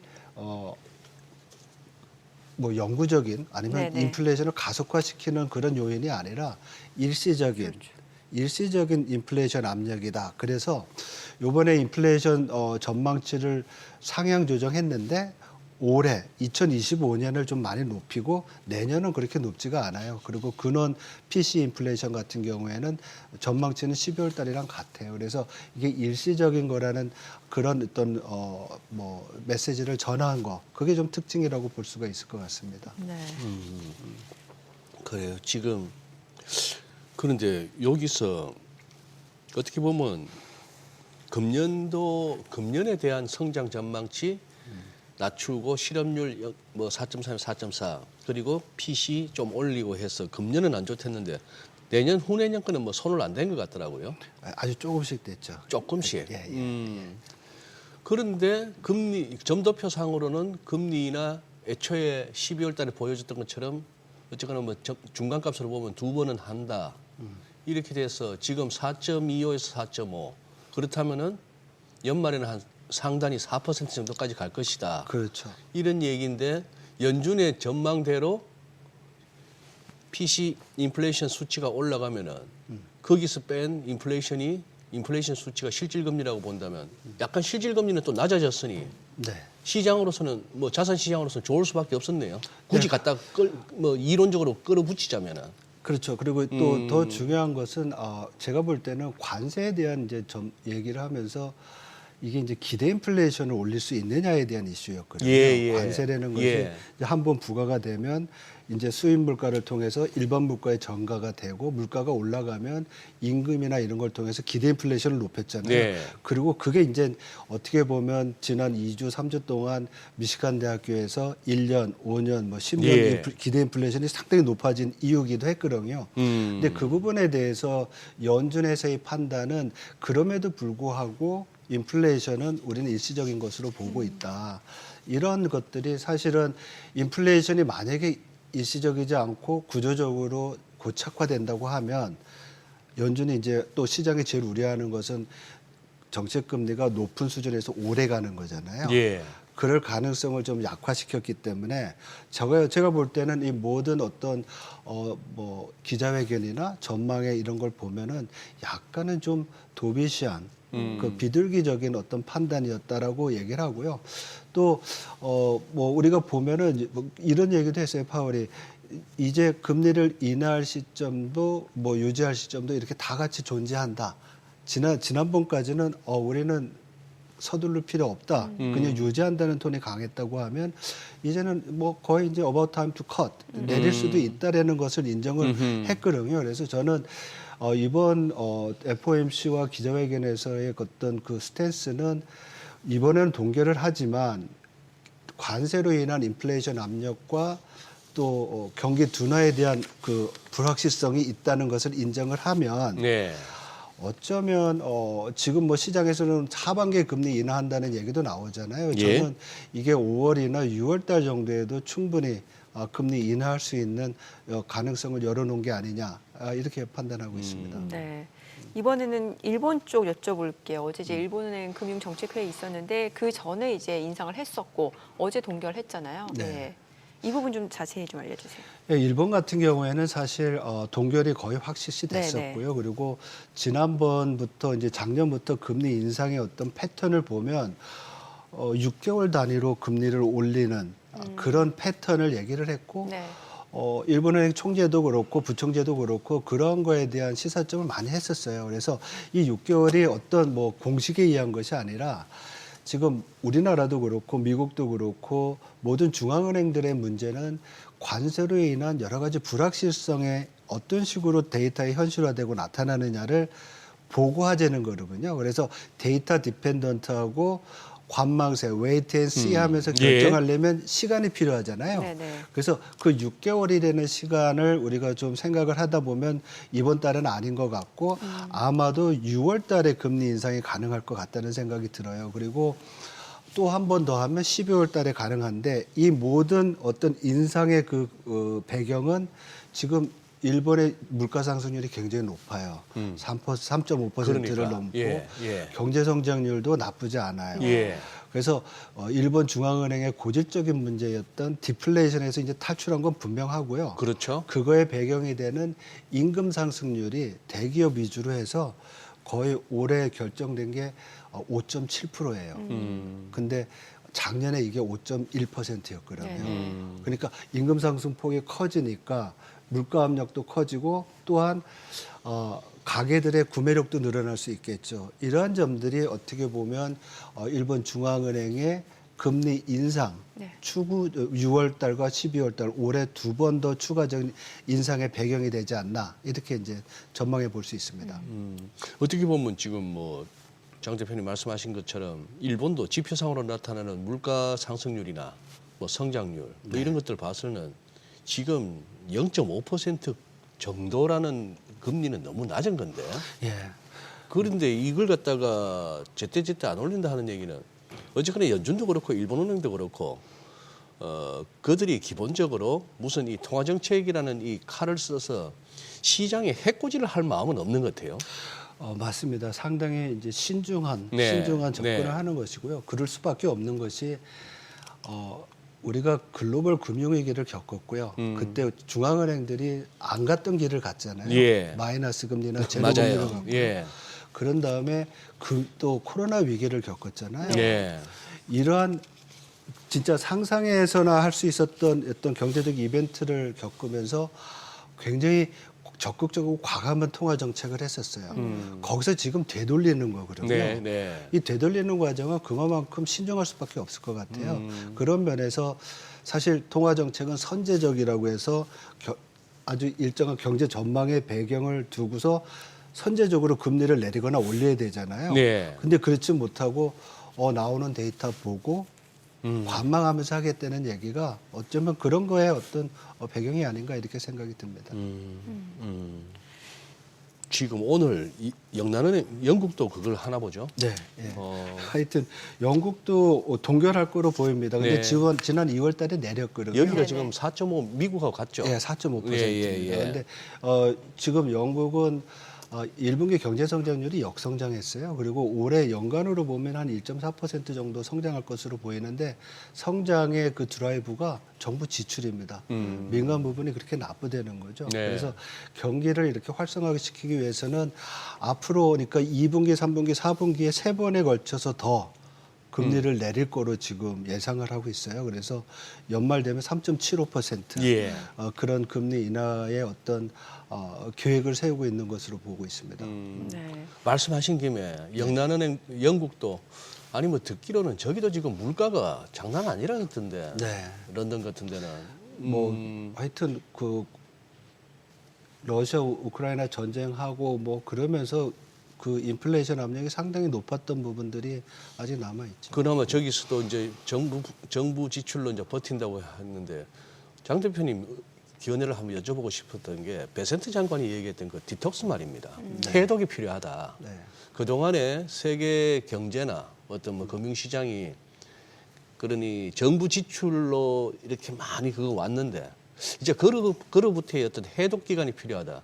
이 말이 우리한테 주는 좀 조심하라는 얘기라고 봐야 됩니까? 아니면은 뭐 결국은 이렇게 해서 우리 이제 재활을 하자. 조금 뭐 금단 현상 좀 있더라도 그냥 가볍게 받아도 될 만한 코멘트일까요?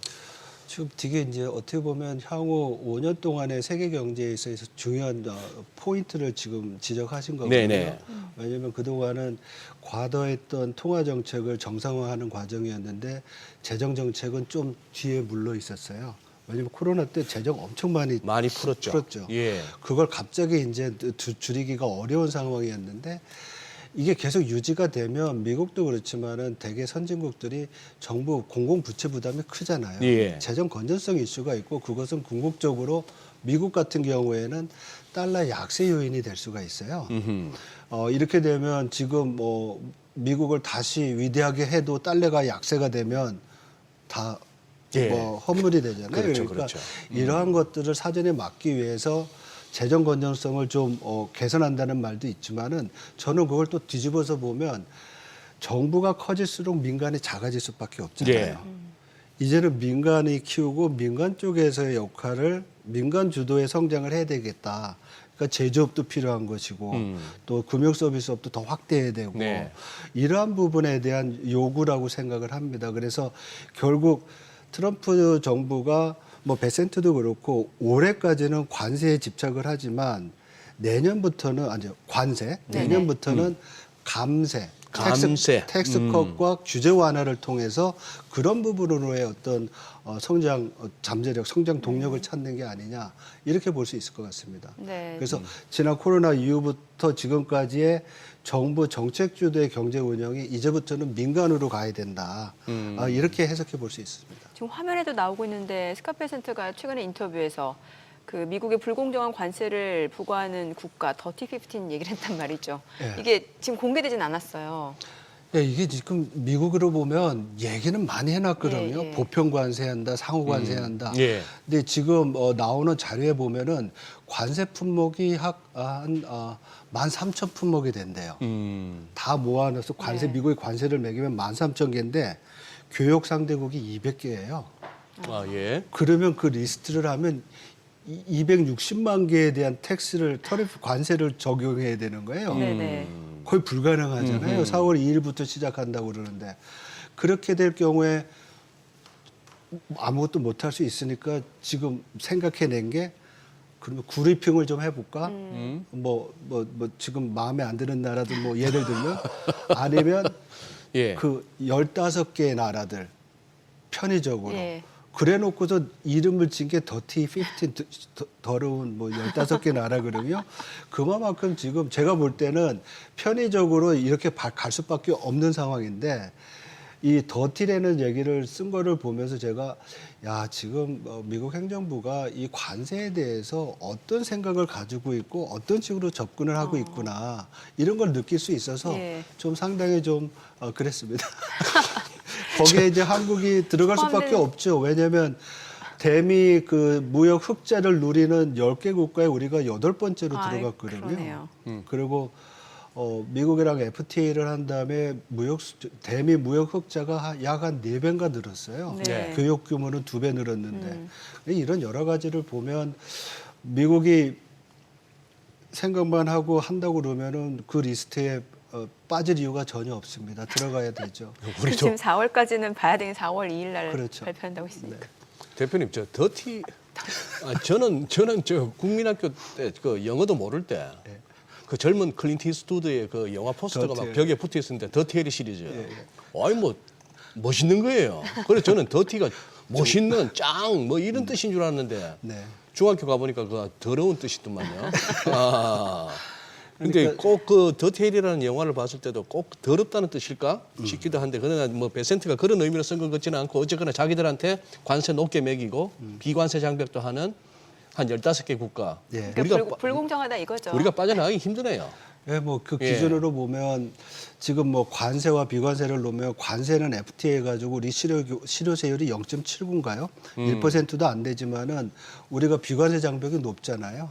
네. 그래서 농산물서부터 해가지고 뭐 디지털 서비스까지 그래서 이런 부분에 대한 미국의 비관세 장벽에 대한 압박은 벗어나기 어렵지 않나 이렇게 생각하고 있습니다. 왜 보통 게임 같은 거 할 때 좀 상대가 약간 좀 불공정하다 느낄 때 더티 플레이라고 하잖아요. 더티 플레이. 예, 그 거기서 더티 개념과 좀 비슷하다고 보여져요. 예, 그러니까 뭐 우리 밥 먹고 각자 계산한 것도 더티페이잖아. 뭘 더티 페이요? 그 더티페이구나. 죄송해요. 응답하신 줄 알았어요. 알렉사 해야겠습니다. 네, 자 우리나라 금통위 좀 여쭤볼게요. 다음 달 이제 예정되어 있는데 지금 지난 8월부터 한 3차례 정도 지금 인하한 상황이잖아요. 예. 10월, 11월, 2월 그렇죠. 이렇게 해서 세 번. 이번에 어떨까요? 이번에 동결을 하고요. 예. 근데 이제 2월 달에 내렸으니까 이제 추가적으로 언제 내릴까에 대한 이슈인데 저는 5월 달 정도에 내리는 게 맞지 않나 이렇게 보고요. 그리고 지금 오늘도 보면 뭐 신용평가사에서 우리나라 경제 성장률을 1.3%까지 낮췄잖아요. 예. 저는 그렇게까지 우리나라 성장률이 내려갈 거라고는 보지는 않아요. 네. 왜냐하면 1.3% 성장률을 하려면 민간 소비가 엄청 많이 줄어야 되고 정부 지출도 줄어야 되고 뭐 여러 가지 이슈가 있는데 저는 아직까지도 1.6, 1.5%는 보고 있습니다. 한국은행 전망치랑 비슷한데 여기에 이제 추경이라든지 여러 가지 이슈가 있어야 되겠죠. 그래서 어제죠. 어제 그 토지거래 허가제가 다시 환원이 됐고 좀 다시 이제 뭐 부동산 문제에 대한 이슈들이 있는데 네. 제가 볼 때는 5월 달에 금리를 한번 내리고 하반기가 되면 금리는 동결을 하고 추경호를 통해서 재정을 통해서 경기 부양을 해야 되지 않나 이렇게 네. 생각을 생각을 합니다. 근데 이 이유는 뭐냐면 2월 달 그 통화정책 방향 그 스테이트먼트가 있잖아요. 예, 그 예. 통방문이라고 하는데 거기 마지막 부분에 이 얘기를 했어요. 금리의 추가적인 하락이 있을 경우에는 가계부채라든지 환율 부분에 있어서의 금융 안정성의 문제가 나올 수 있다.